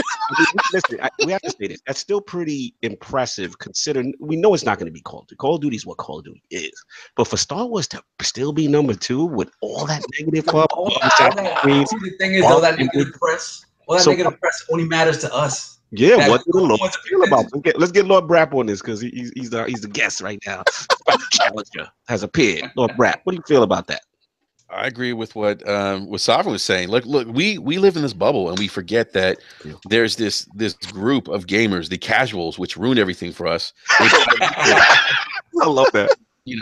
They buy loot crates. And let's not forget. I mean, Star Wars: The Last Jedi just dropped, so there's a lot of that game is benefiting from all the Star Wars hype. Star Wars is in everyone's minds. It's being heavily marketed right now. You can't turn on the TV set without seeing something Star Wars related. I'm not surprised by this at all. Even with the Lord Salt in the chat, he says Star Wars the pay to win edition. That's like the Calvin edition. Yo, I am doing a 2-step in my room right now because all us Loot Crate lovers, we out here purchasing. Yes, baby. I love this because y'all were wrong and I was right. Lord Addict, we know you are not a fan of EA's whole Loot Crate Battlefront stuff. So what do you feel about this with them being #2? I mean, look. The gamers didn't win with this game not selling or selling. The gamers won the fact that they stock went down $2.5 billion. I got you. So you feel like the damage. How do you going to explain that to the stockholders? You can't. No valid points. I see where you're going with that. I see that. It's interesting. I definitely my eyebrow raised when I saw that MPD list, and I'm like, whoa, okay, kind of interesting. So also I want to get into the whole point. Obviously, we talked about the order of MPD, but also as far as Xbox generating the most revenue at that price point. I thought that was still pretty impressive. A $500 system, got the revenue going. So Lord BRAP, what do you feel about that as far as Xbox from the financial standpoint and revenue? I mean, I think it's great. It shows. Here's the thing that it shows. It shows that people are willing to buy new hardware, and that is a huge win for the industry and for gamers. I mean, $500 is $500 I'd be interested. They won't release. They obviously won't release the numbers, but I'd be interested to see how many units they sold. But if anything else, my takeaway was that people are spending money on hardware, and that is such a big boom for the industry. And we should be happy about it. Everyone should be happy about it because it's a win-win. Yeah. Shout out to Damien D. He said people were claiming they were boycotting. They know damn well they wasn't going to. That's what I'm saying. Because listen, I didn't get a chance to talk about my Star Wars, because he did it again. But I'm gonna tell you right now, man. I feel so good that I have been vindicated in this show right here because everybody was talking about how EA's gonna get this yank. Yo, watch how that number keep climbing. and the loot crates keep shining. Cause I'm gonna buy a loot crate today. So this is your moment of glory, King. That the loot Yes, crate- yo, there's nothing better than hearing all the tiki torches outside your window, and you be like, "Yo, Star Wars is in the movies." They said, "What? What? I'm gonna go pick up Battlefront right now to get brushed up on the story." They all had tiki torches with Battlefield in their back pocket. They're frauds. You're a bunch of frauds. You're hilarious, man. You're having way too much fun with this. Oh my god! Well, real quick, Lord King, before I know you got off. Do you need anything else to say before I want to get off? No, I just wanted to let them know that they're a bunch of frauds. No, King has spoken. King Loot Crate. Yes, premium edition, Calvin. Lord BRAP, we know you jumped in late, and I definitely real quick. I know we went over PUBG. I just wanted your assessment. I would like a sneak preview. I heard a rant might be coming, so I wanted a sneak preview of that exclusive BRAP PUBG rant. Can I get to that? Yeah, that happened. That happened when we were going. Okay. Yeah, that happened earlier, and it's if with the rants, like if I'm feeling it, I have to go. Like I have to go at that time. Go. You just gotta go, and I got some heat from it from people in the chat. There were some other people that agree with me, and like I was just saying like this, like I understand. I've been seeing people out there saying, "Oh, you shouldn't complain if you know what you were buying," and I'm like, that's. I understand that perspective, but the point of early access is to be critical or to provide input or feedback, right? So that these developers can make the best possible product that we can all enjoy, love, whatever, right? So, my point was, look, I understood that it had issues, and I bought it, understanding it had issues. I just didn't realize how much the issues would impact my experience. And that's what I was talking about. I didn't say that no one should go out and buy it, that the game is not fun. Or that it's unplayable, but people I think took it that way, and I think people have a hard time when you criticize things, right? And look, there's nothing wrong with being critical. I don't subscribe to the idea because you buy something and you know it. Now, look, if someone says and advertises this to you that hey, this car doesn't work, it won't start, and you buy it, that's on you. I mean, you bought a product that doesn't work. This is a game preview vehicles. This is a different situation. You are buying a product that works. Gotcha. It's not finished, but it doesn't mean you can't be critical of how the game actually performs in game and how you experience it. Some people are like, you know what? I'm okay with pop-in. I'm not okay with pop-in. I have a 6 teraflop beast console. I shouldn't be seeing trees magically appear in front of me. I'm not okay with that. I feel you. And the whole thing is you want the developer to improve, and you want to be allowed to be critical without being attacked. Exactly, and I don't think it's fair to attack people. I'm not saying, and I say this, I'm not saying that. Go ahead and call me out. I know you want to. No, I mean, I'm not saying that you can't have fun with this game or that it's not fun. That it's not. People think that when you criticize something. That it means that it sucks or they can't, or that it's unplayable or that they can't have fun with it. No, that's not what I was saying at all in the rant. But some people took it like that. It was interesting. It was definitely an interesting rant. There was a lot of different opinions about it. B Money, he's part of Tick and BRAP. He's not buying it. He thinks early access is a sham. He thinks it's a hustle. It is, and not just because of PUBG. Just in general, he's saying other games. You basically feel like he's beta. Like people feel like they're beta testing for free. Yeah, I said that was my whole big shtick about it. I thought that they were getting free labor, and I said I was against it. And yeah, I'm a hypocrite. Shallow. Hey, let me ask you guys something real quick, and this is why I voice my opinion, my concerns about it. I'm always pro-consumer. I always think like, you know what, like our hobby is not expensive. Right. I don't put my emotions into this. I put my money into it. Right. So, I want the best product possible because we spend so much money in this hobby. I mean, think about it. How much money we've probably all invested this console generation, right? Absolutely. So one of my concerns, and not to single out PUBG, but it's like, if we aren't critical, if we can't be critical, what message are we sending to the game developers? Right. What's the incentive? If he sold 22 million copies of this game, right? at $29 already on PC. Do the math. Think about how much money he's made. Oh, caking. Absolutely. Yeah. So $7 billion. To me, it's like, why? And someone brought up in the BRAP chat. Well, they never ported over to PC, but you made all this money. Coming to Xbox just didn't happen. This isn't a new announcement. Let's put together a team. Let's put together a team in place that can at least get the game. And I understand it's a preview, but at least get it where some of the things are somewhat optimized, like pop in, or you can at least somewhat stabilize the frame rate. Absolutely. I don't think there's anything wrong saying that or having that expectation. Even I want to jump in real quick, Brad, because what we were talking about and what we talked about the segment you missed was that under no circumstance we definitely agree with you. Like this thing, in our opinion, Microsoft felt that they had to get this game out. You know what I mean? The way it's being marketed, the way it's being advertised. You know what I mean? They made a commitment that yes, it was coming out, but I think the shield that they're using is game preview, right? So this way they try to say like, well, we told you it was game preview. You know what I'm saying? But at the same time, we've seen how unoptimized this thing is, right? It is really soupy. It's really, shooting the controls and all that stuff. And I think the way they're looking at it is get it out on Xbox as far as Microsoft is, get it out on Xbox at all costs. We'll deal with the backlash later. Right, as long as it's out, get those sales in, and we've seen what the sales have done. I mean, obviously in 48 hours, $1 million is nothing to mean that. So it's just like now that they've got it out there, I think they're willing to take the negative backlash just for what that title can do. I'm not saying it's acceptable. I'm just trying to put you in the mindset of why I think things are the way they are right now. No, I agree with that. I mean, and that was kind of like my point too. I think I was kind of surprised how. Like some people thought I was like shitting on Microsoft. I'm like, nah, I'm not shitting on them. Like I think them putting it out and releasing it on retail is genius. You cash in, make that money. Cashing in. Yeah.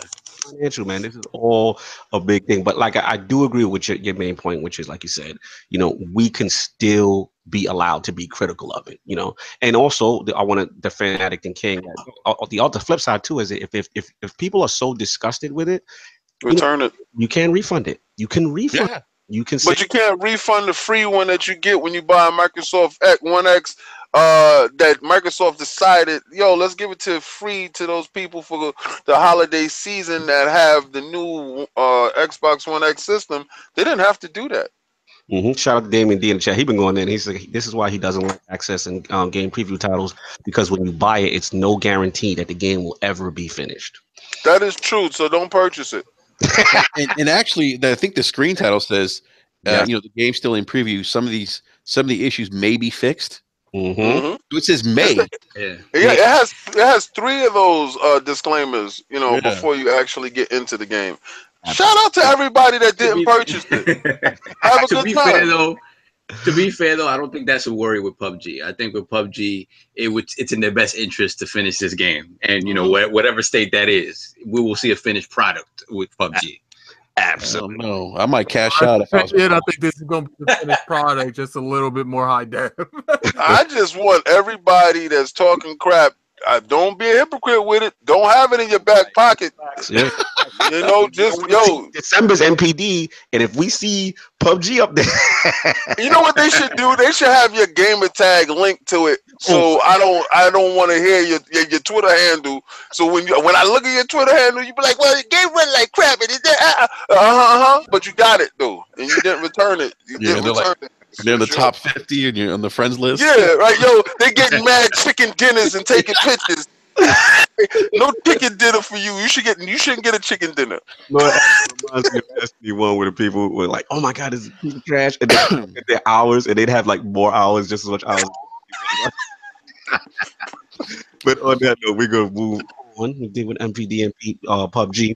So, Lord King, a lot of Curse of Osiris news. You want to talk about anything you want to talk about that caught you? Almost guaranteed me and him are going at it in this stuff. Oh, why? Why would we go at it? Because I'm about the Bungie life right now. No, yo, listen, Addict. You know, as much flack as I give you, you've put in enough hours inside Destiny, you know, 2 and Destiny, to have your Speaking of opinion. Bungie, And we need to finish that raid. yeah, I finished it, and I value your opinion. Shout out to Tag T4.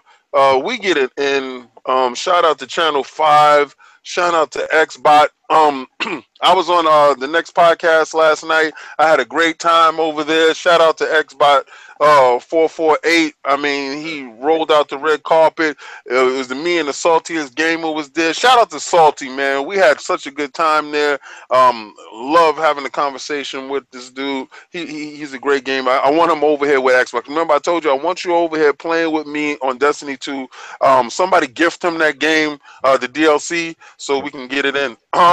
I tell you, I kill a character for you. Destiny. Yeah, well, you know, Addict won't, but Addict will be there helping us run through the dogs. Bet that. So I have a hunter I haven't started on. I don't have to kill a character. I have someone. See, he got one on deck for you. The Curse of Osiris DLC is everything that I hoped it to be. The Masterworks and the stuff that they released on Tuesday, and they fixed everything as far as they can right now. Anybody that's having such a hard time with it, I understand your frustrations. I share the same frustrations, but this is the only developer, and correct me if I'm wrong, you cry on Friday, Tuesday updates, there's a hot fix for your stuff that you cried about in there, and some other stuff that you didn't even know what was going on that was affecting somebody else in the community. They work around the clock trying to fix things. I have to attribute it to Activision, with Activision's corporate hand pushing Bungie in directions that I don't think they really want to go in. When it was with Microsoft, none of these practices and things was happening, you know, so you really have to look at who's the parent company and what is the parent company's track record and what they're doing to the developer. If you get in bed with the devil, don't be mad when you sin, you know. So I've noticed that this has been going on, and I think Bungie truly regrets getting in bed with the bag of dough. I really do. I hear you saying. You lay down with dogs, you come up with fleas, and this is what's going on. And everybody put on your flea collars because it's a game that you really want to play. Yeah, I mean, listen. I mean, there's a lot of stuff going on this week. Obviously, Bungie dropped this week at Bungie Update. We talked about update 1.1.1, and they are Masterworks. There's also the Curse of Osiris web. Yes. Comment that has dropped. I know you want to talk about that as a fans of Osiris and stuff like that, but I just want to get into two things. One, about Masterworks. I actually started touching Destiny 2 back this week because this was the update I was looking forward to. This was the update. I wanted to see Masterworks. These are the type of grind things that Destiny 1 players loved. When you had that weapon, you got to re-roll it. And it's in a simplistic form right now. Like pretty much when you get any legendary can become a Masterwork. So pretty much, you know, you can get a Better Devils or whatever. And my first one was actually a Better Devils, and it had like a plus magazine stat, so it can hold more in the chamber.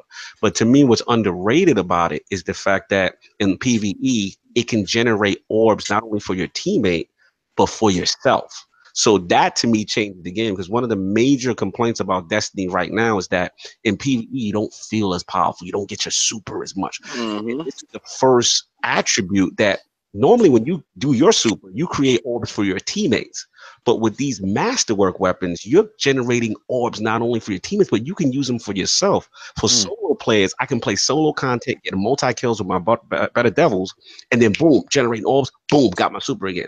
And it just kind of made it fun again. Like, I think that's one thing that was lost. They were so worried about casualizing Destiny and, you know, balancing things from an esport perspective. They lost track of what made Destiny fun. Right? Getting your super, feeling like this powerful guardian.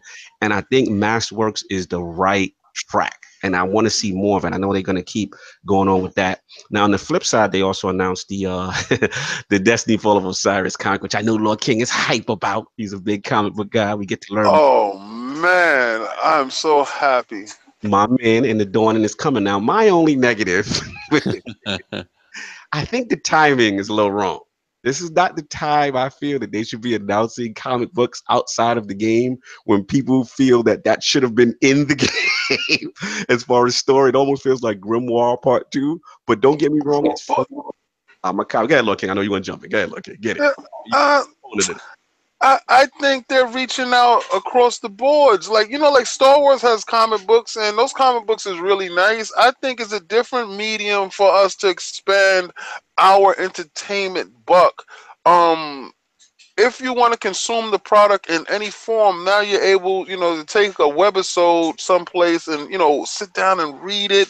You don't have to, you know, have a controller in your hand. I think it expands on the lore, and it makes it more accessible for anybody that's into comic books. And maybe you're into that comic book and you say, oh man, this is a game, and get into the game that way. It's another gateway in. Absolutely. And I feel you on that. Don't get me wrong. I think the gesture is cool. All I'm saying is, can I get a kiosk in the tower where I can sit in? Where I could do it in the game. That's all I'm saying. Not game no more. We should have learned this. What a great story. But yo, turn to Ecclesiastes chapter 5 and on. I don't want to turn to Revelation chapter 5 in the Grimoire. I want to see it in the game or give me some cinematic. Especially not about some content you just dropped. Like if you just dropped content on Osiris, don't give me side stuff, because all you're telling me is that you didn't have time to put that in the game. That's what you're. Or they took it out to nickel you. You know what's most egregious about the like you said, they just announced it when the DLC came out, and then they got the lead story team guy on the comic. Like, come on, y'all. What's going on? That sounds like Activision. Yes, that's very Activision. Shout out to Anchorman saying that we actually calling it must be the season finale because we actually giving Activision a whole bunch of crap, admitting that they're scummy. Lord BRAP and Lord Ag. First off, BRAP, what do you feel about these announcements? Have you even been touching Destiny 2 at all? You know what? I haven't got back on the Destiny since I finished the Osiris DLC. Mm-hmm. But I do like the that you can generate orbs for yourself, and I think that's awesome. Yeah. I've always wondered, like I always thought it was weird, like you could generate orbs for everyone else, right? Mm-hmm. But you can't do it for yourself. Like, doesn't make any sense. Like, why couldn't you do that? So, the comic book thing's interesting. Like, why would you have the lead writer work on a comic book when you should be working on, you know, storyline or new content for the game? Yes.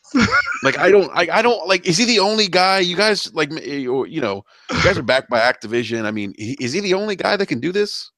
That's what I'm saying. I'm just like, I don't get it. I just, you know, I'm not in-game issues, and it's just the timing. I just like, this was not the time. No, yeah, the timing's a little off, I think, but you know, but I think it's cool that they're offering you know, other avenues, ways to you know, experience the Destiny world. I do enjoy that. I think personally, I probably won't get the comic book. I think it's also cool. a web series, so you don't have to purchase it. You can actually, it's a free web series comic as well. They offering that different medium to view it. Gotcha. Yeah, no, I think that's cool. I think it's always gotcha. I'm not getting it. Yeah, I was one of the few that actually didn't mind the Grimoire cards. I like that because it gave you a lot of insight into the game. I know people like didn't like the Grimoire. I hated it. No doubt. Yeah. No doubt. Lord Addict. We know you've been away from Destiny, but as I look at the most games played, guess who shot from number 20 to number 6? Destiny 2 on the comeback trail. Lord Addict, will any of this get you to play Masterworks? None of this stuff interest you, or where are you at right now? We're still on strike? Are we on Destiny 2 strike? What are we doing, Lord Addict? I played the 5th. What do you need to see for them, or is it's just too little, too late at this point? Nah, that raid lair thing did him dirty. What happened? We got to finish the boss, but I thought he liked the raid lair. I thought he was having a good time with me. He lied to me. I thought we was on a good Let's day. have a Destiny. Come on, we got to sit down. We have a therapy session with Lord Addict and Destiny where we get to talking. We got to get the relationship back. We have popcorn. We have a couple. We have cupcakes. Destiny and Lord Addict. Pizza, Netflix. Gotta give me quality raids, and I say, "Here's the key to the basement." And also, you didn't like at all, like the raid at all. I love the raid, but it's still in the Leviathan. So until you get out of the Leviathan, then you apparently that ain't gonna happen for probably a year.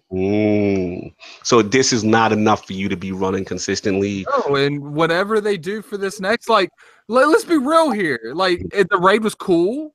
Yeah. It was short as hell. It was fun, but we had like how many?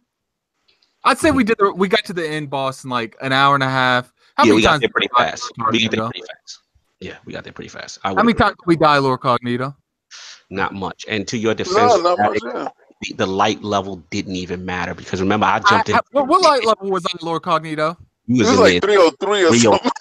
Oh, like yeah, you wasn't even max the old light level. So you mean me? Right. Then I can do the expansion. And how many times was I dying, Lord Cognito? Not at all. You were doing your thing as always. I must say that I was covering your 6. Yeah, the Lord King had his 6, definitely. And maybe it's not like for everybody. You know, I do put myself as above average Destiny player, but like still, like back in the old day when you did a new raid, it don't matter how good you were. Sometimes you legitimately had to put a hold on the raid and go level up. Yeah.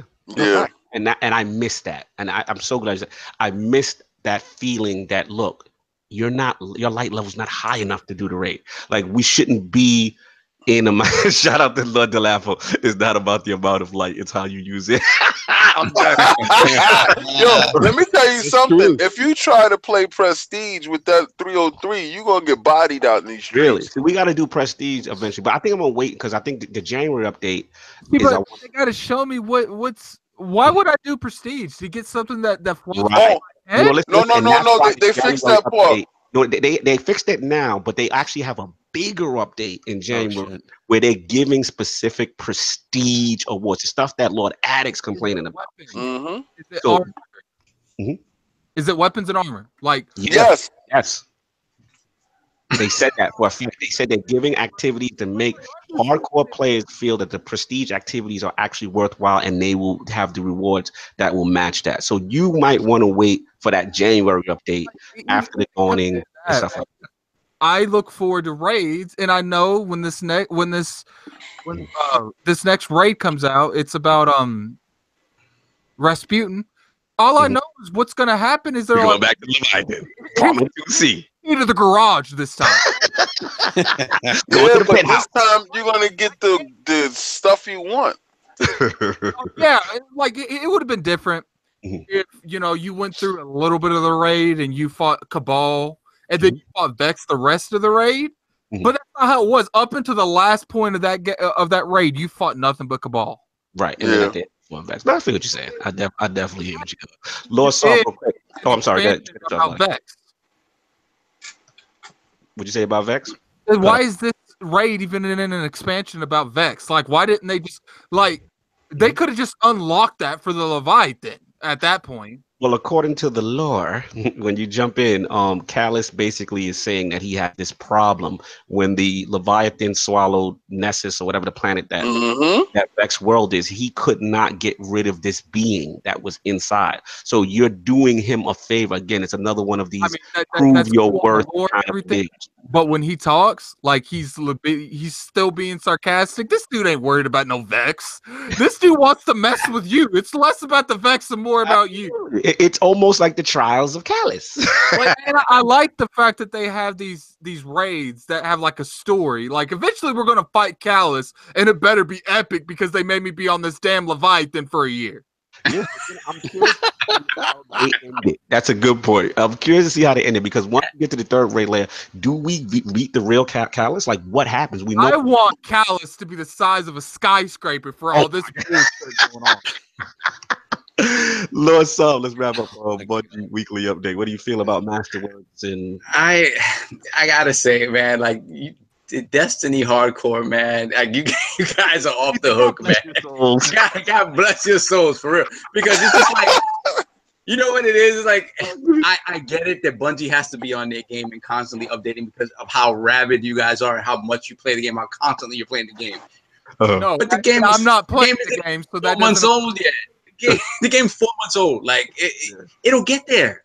It'll get there. Like I just don't think any people walking away from it being pissed off. I don't think it makes any sense because it's gonna get there. I feel you. And like Cognito said, like the Masterworks stuff. This is all stuff that kind of appeals to me because I'm a big proponent of RPG elements in action games. Like I love it. Love what they've done in Assassin's Creed. You know, all the stuff like they did in Neo with all like the crafting and like imbuing weapons, infusing weapons with other weapons. So this Masterworks stuff is fantastic. I haven't got a chance to play it because Assassin's Creed took over my life, but absolutely, this is the stuff that I love. And I'm looking forward to playing Masterworks and seeing, you know, having my weapons feel like they're individual to me in a certain way. That's what I love. And I'm hoping it happens going forward with armor. Like I don't know if this was the case in Destiny 1 that they did have this stuff with armor, but I want the armor to feel more distinct also. Actually, they just mentioned that too because someone tweeted one of the devs at Bungie and they saying they're loving the Masterworks system, that this is the right track, and will it come to armor? And they said they are definitely looking at it. So again, this is something, I think these are baby steps in the right direction. I totally agree with what I'm not making any excuses for it, but I just like, and I want to give Lord King credit because as much as we rag on Bungie, we rag on Activision, they are one of the few devs that are more proactive with changing things pretty quickly. And I think they don't get enough credit in that respect. So yes, they came out the gate, you know, kind of rough, a lot of microtransaction heavy stuff. And I like that they got exposed. They got pulled out on the carpet on it. And now, to me, the way I look at it, this is like we win as gamers. When a company is in this mea culpa phase, you gotta love it. You know what I'm saying? You gotta love it. You gotta welcome it. Yes, do what I tell you to do. I press this button. And they are forced. And look at it. As slowly, I have to admit, I'm looking at most games played on Xbox Live right now. When we had this same discussion, maybe 2-3 weeks, or was it 2 weeks ago? Destiny wasn't even in the top 15.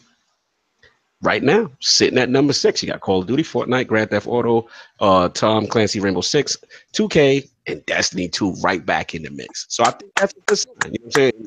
Again, it may never get to what Loyatic wants, and I feel bad because, you know, they're all going to be hardcore like him that are just burnt. Like, yo, I'm not coming back. I don't like what y'all did. But at the same time, I think these are the baby steps in the right direction. And as far as PvP, I like what they're doing there, and I want to see more things for PvP. That was also something I used to go. Lord Attic, you want to say something before I move on? I just want to state that Lord Cognito, that's like running the mile run. Congratulations, number 6. Like, are you serious? Like, Destiny 2 to not be in 20 to be at number 6. Standing ovation. Standing ovation. It's like wanting your 4-year-old to know calculus. Give him some time. No. We got one last quick topic. I just want to run through this real quick. We know that the Xbox Party Chat system is coming to Android. It's already out on Android and iOS. I was the first to test it. Shout out to Mike Ibarra retweeting the Iron Lords and giving us that love. Shout out to your young Chris, Lord King in the building as my beta testers. Test this joint. I was on the road in the whip. Had the Bluetooth going, had the phone going. I said, you know what? Nice. Test it out. So I had I saw Lord King on. I saw Lord Young Chris in there playing some Destiny. Party Chat was open. So I jumped in and it said connected. And I'm like, mic check 1 2. Can y'all hear me? It was hilarious. And they're like, yeah, we hear you normal. I'm like, really? And it was just really, really cool. So I wanted to kind of bring this to the Lord today as far as the Xbox Party Chat app and just how do we feel about that. Obviously, Microsoft in there, they want to get this thing going. And then on the flip side, and a funny level, I kind of wanted to talk about this in comparison to our good friends, Grandpa Nintendo. I wanted to say something about that. Nintendo, hit Microsoft up, please. Like, stop with this nonsense. Like, if you don't have the talent in your company to do this software engineering efficiently, why don't you contact one of the best software companies in the world? And that's where I'm ending that with. Facts. So what do we feel about Lord King? How did you feel when you hit you up from the phone, from the whip?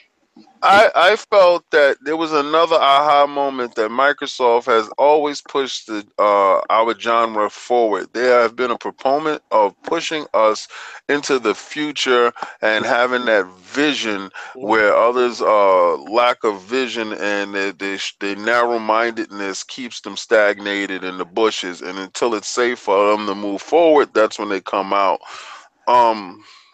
I look at the other companies as campers, and Microsoft's running gunners.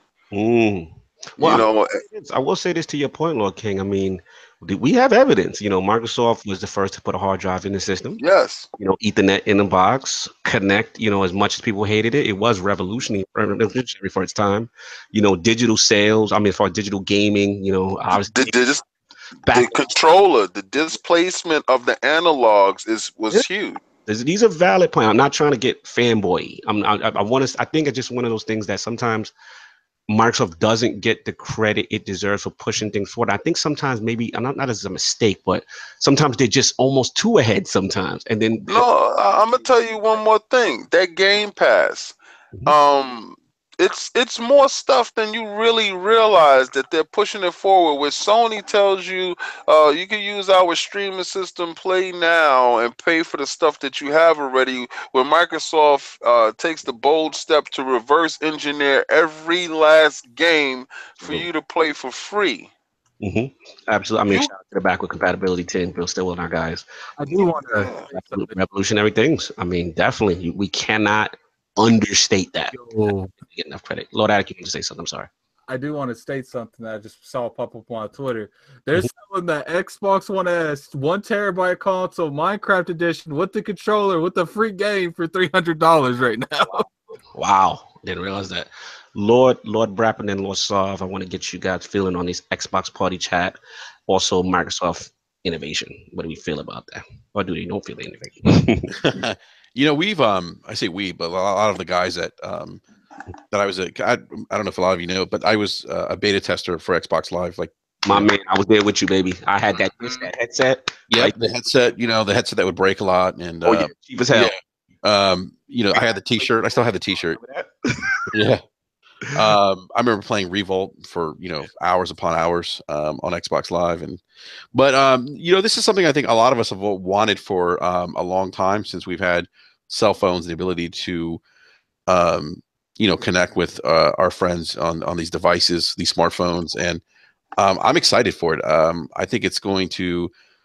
The one thing that Microsoft does very well is they tend to know where the puck's going. And as they should. I mean, they're a technology company, so I think that they take a lot of the experiences they have as a software technology company, they apply that to Xbox, and I think they do a really good job at creating different ways for players to keep engaged and in contact with one another. Xbox Live and voice chat is an example of that. I mean, I remember when they got roasted for putting an Ethernet port in the OG Xbox.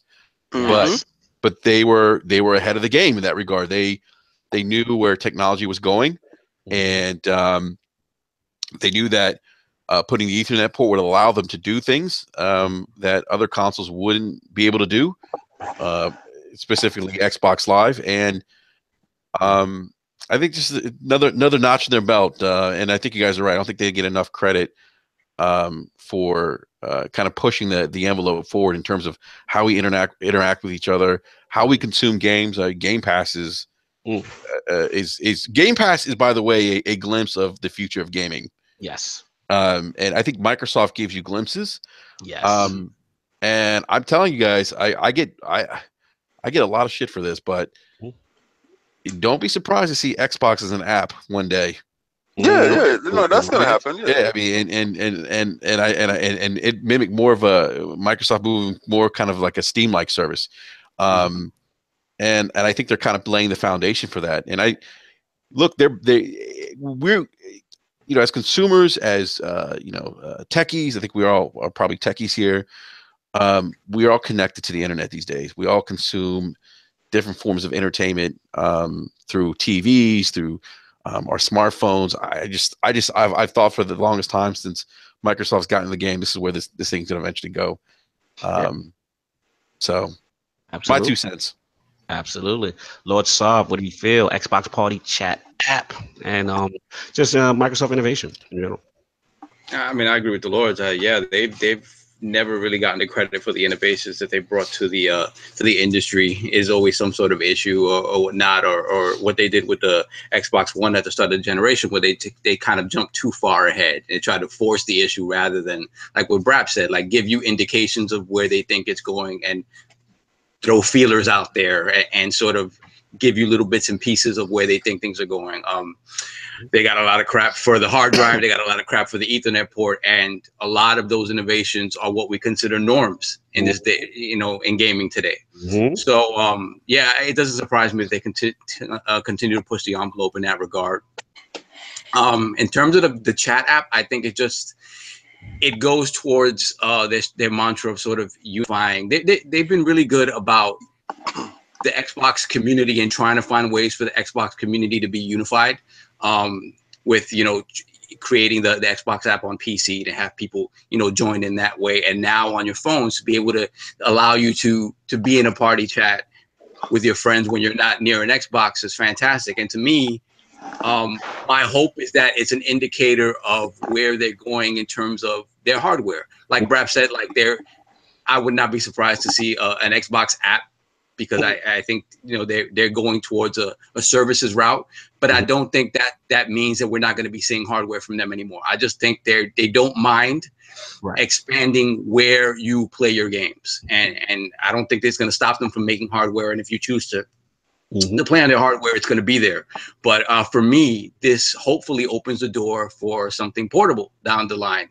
Because I'm with the Switch, I've learned that I would love to have my core games, everywhere that I go. Like, I don't like leaving my Xbox behind. I don't like leaving my PlayStation behind. And I don't have the time that I used to have to play games. So as much as I could focus on the core games that I'm playing at that moment, I would love to be able to do that. The Switch allows me that because that is their core system. Absolutely.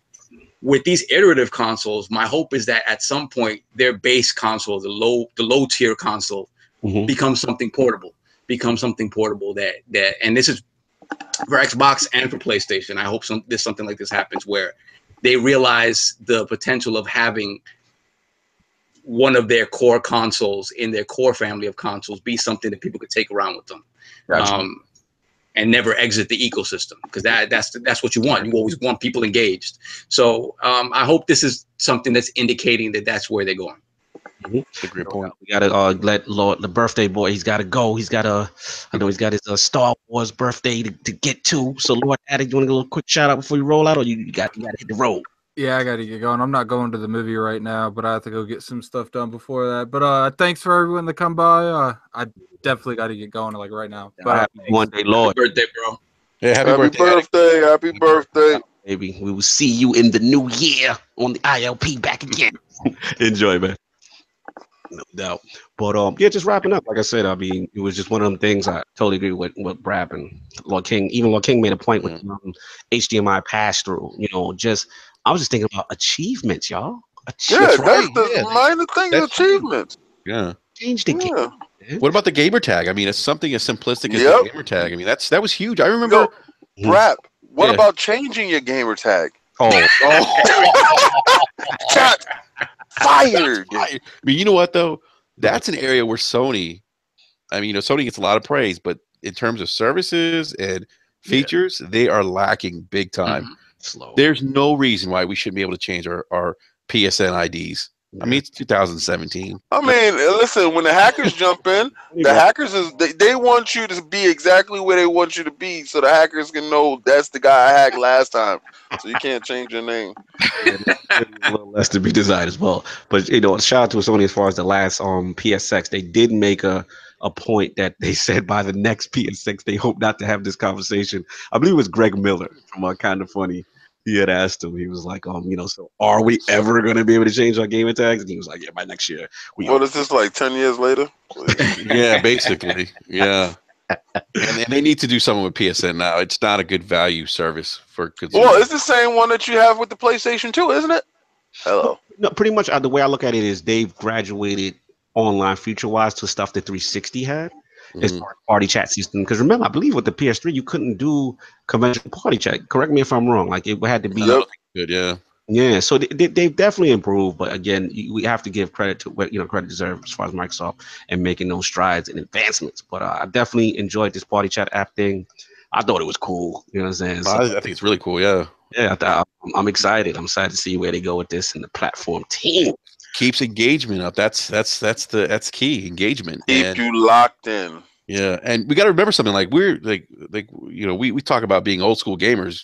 Starting 30 years ago, our expectations in terms of how we experience content is so much different than the expectations of our children or people that are younger kids that are growing up now, because they have an expectation because they have access to so much different technology now and being connected on the fly. And just having high levels of engagement. We didn't grow up like that. You wanted to talk to someone, you picked up the phone, or there was no cell phones, we didn't have any of that. So, they're used to experiencing stuff on the fly.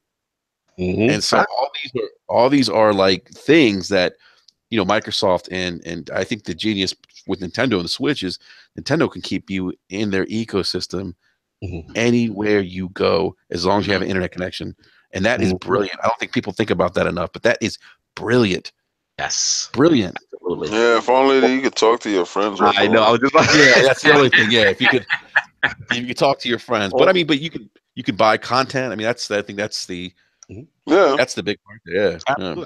I agree with Lord Addict though. I mean, you're totally correct, Brap. It's one of those things that I just wish that they would just either, I don't know if they could just take a page from Microsoft or hire their engineer. I mean, they have this great relationship with Minecraft, right?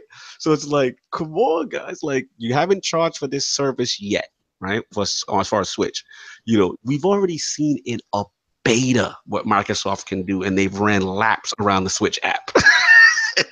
In a beta. So it's just like, come on, guys, let's just get this together, outsource if you got, do what you got to do to just make that online infrastructure, have a friend list, be able to send messages, have a party chat. That's all I'm saying. Exactly. Switch. That's all I'm saying. And why does your ID number have to be longer than your social security number? It got to the point I gave in and put my social security out on my Twitter, y'all. I gave in. Not me. I haven't even jumped on that Switch in a minute, but it is what it is. No doubt. So we're gonna wrap this thing up, the 2017 holiday edition. We got a poll before we do our outro, so we're gonna get into that last poll. You know what I'm saying? And it's gonna be with the release of PUBG on Xbox Game Preview. Should consumers in general expect higher quality from paid early access games? The question answers are A, yes, paid game preview does not excuse terrible quality. B, no, a preview disclaimer is given before you buy any game preview game. And C, I don't care, PUBG 1,048 hours, baby. I like that. Gotta give the shallow guys their shine. Thank you. That is the question. Those are the choices. Please rock the vote. Hit the ILP Twitter polls when it goes up. Lord BRAP, thank you for coming in our 11th hour for our holiday end of the year. Yeah, Lord BRAP. I just want to say I was listening to you guys. I realized it was the end of the year, and I was like, yeah, I gotta jump in. I always seriously, you guys are probably my favorite podcast, and I run a podcast, You know, so much appreciated, man. you guys are great. I really appreciate it and really enjoy what you guys are doing. So just keep up the great work. Thank you. Thank you so much. Thank you for coming in. Thank really you, man. appreciate what we do. We really appreciate you. We love BRAP, love what you guys are doing, and obviously the new thing coming up with the Loot Crate Radio, all that good stuff. So get your plugs in, man. Where can we find you? What's cooking? Yeah, you could find me on Twitter at BRAP_podcast. And you know, you can find me on YouTube at Basement Radio Arcade Podcast. We go live every Wednesday night at 9 p.m. Eastern Standard Time. Eric Jackson, B Money, and Mr. Negative, and yeah, we just talk video games. You know, we have guests on from the community and from the industry. You know, we've had David Jaffe on the podcast. We've had Ryan McCaffrey. We had the folks on from Supergiant Games. Yeah, so it's it's a good time, and also check out Loot Chest Radio. I'm a co-host there with Saltiest Gaming. Salty Lord Salt, Fonzarelli. Shout out to Lord Salty. Yep, and All Day Digital. So shout out All Day Digital, good peoples. Yeah. No, they're a bunch of good dudes, and you know, it's cool because you know, we've all been gaming for a long time, and it's a pre-recorded show. And it's got Jay puts a lot of hard work into it, so you know, it has a lot of production value to it, which is really cool. We've got a lot of comments of people saying it sounds like a radio show. So nice. No, where it's really cool. We just hit the Twitter up. We can find, because you guys already is pre-recorded, right? So where can we get that content, those episodes? Where can we get it? So you can get them on iTunes. You can also get it on YouTube as well. And if you want to give us a follow on Twitter, it's at Loot Chest Radio. You can find us there. So yeah, but you'll definitely find us on iTunes and YouTube. So no doubt, Lord BRAP coming through in the season finale. We appreciate you, man. Thank you, man. I appreciate you guys. Thank you. Absolutely. Shout out to what Michael Logan in the chat. Sorry, bro. We finished up the Destiny 1 chat. You came late. So just hit that rewind when the episode goes off. We talked a lot about the Masterworks and all that good stuff for you. We got you covered, Michael. But we're gonna close this thing up. Obviously, the birthday boy is going to do his birthday thing. You know what I'm saying? But we got the rest of the lords. We're going to do these outros. Lord Saab, where can the fine people find you? Yeah, the fine people can find me on Xbox and PSN at VX Sovereign, and on Twitter, Lord Saab ILP. Just a quick message to all our guests, first and foremost, guys, Lord BRAP, everybody who's been a guest on the show this year. Thank you so much for coming out and showing love and supporting. You guys, you know, you guys are amazing. It's at the beginning of this, I would have never thought I consider myself part of this community, but this is an amazing community of people, and you know, we truly appreciate all the love you guys show us every time you come on here. So it's fantastic. And then to everybody who listens to our show, people in the chat, you guys are amazing. I just want to wish everyone a happy, safe, and blessed holiday season, whatever you celebrate. Just guys, keep gaming, keep showing the love, man. We really appreciate it. The show has gotten to the point it's gotten because of you guys and the love and the support you guys show every single week, man. So we truly appreciate it. So bless you guys and see you guys in January. Absolutely, much appreciated. Good words, wise word from Lord Saab, Lord King, the premium experience access gamer. 2017's in the books for us. Where can the fine people find you? Apparently, you can find me on other people's podcasts. Yo, I am so humbled at the reach outs to go to other people's shows and to be in that environment. You know, I didn't know that there was like two sides of the community. Is this weirdo side where, you know, the fighting and they have to manufacture beef and, you know, always be controversial and say, you know, F-bombs here and there. And the podcast that I've been on, my children can listen to, and I think that goes a longer way. We have intelligent conversations. Shout out to BRAP. Shout out to Potentially Perfect. Shout out to Multiverse. Shout out to the next podcast. I'm talking about, I've met so many YouTubers, and I am humbled and just to be in your presence and have great conversations. You guys are amazing. I thank you from the bottom of my heart, and out to every person that tuned in, every subscriber. If you're a hater, if you're a lover, I love you equally. Trust me. I'm sorry that my PC isn't up today, that I couldn't, interact with you in the chat. That's what happened. That's why I was absent from the chat today. But trust me, I do appreciate every last drop. You guys listen. I was trying to do the shows all the way through the holiday season. Trust me. Lord Cognito was like, "You're gonna take a break. You're gonna sit down." Lord King, BRAP will be on to the holiday season. So if you want to, I'll be on your show. Holla at me. I'll be on that show, sir. All right. Got the big BRAP, put it out there. Slide in my DMs and hit me with that link, brother. Yep. Oh, we yeah, man, I want to give a shout out to everyone in the chat. Obviously, all the guests we had this year. Lord BRAP is one of them. Has been huge. He's probably like he's up there. I think with Anchorman, and who else was up there top of the most appearances on ILP this year. Yeah, up there. So BRAP, we know he's fam. But yeah, shout out to everybody. This is our rookie year. Shout out to the Tick Network, man, holding us down. Double XP, the Multiverse Tick podcast that went on last night. You know what I mean? That's the fam. Everybody. We really appreciate the support, and all the execs, everyone that shows tremendous love to ILP. Again, this is our rookie year, and it's just been really overwhelming just to see how much the appreciation has been there for us, and that you guys enjoying what we're doing. We're gonna try to continue to do more, better, and bigger stuff in 2017 and 2018. So yeah, the new time, just to put that out there, we're gonna go back to 1 p.m. Eastern. Thank God. Keep a little late. Thank God. Saturday night. The Lord's Day will be pushed. It will be extended to one. So January 7th, y'all, that's when we're coming back. That'll be the first show. So again, happy holidays. You know what I'm saying? Make sure. Oh, shout out to Anchorman. Yes, Gaming and Community Awards tomorrow on the Multiverse. Please check that out. We got some good podcasts in there. ILP Podcast definitely got nominated. I believe Short Pause Gaming. Those are great guys too. And also my brothers, Four Guys with Quarters, man. I love all those podcasts. So make sure you vote. There's really no losers. We all got nominated. So everyone's recognizing what we're doing and what everyone else is doing. So check that out. Multiverse is going to be lit. Anchor's going to hold that down. Anchor, make sure you slide like 5 extra votes for ILP because we're the home team. I purchase bundles, so I'm getting there. Buy a bundle of that. Watch Anchor for us to win this. Yeah.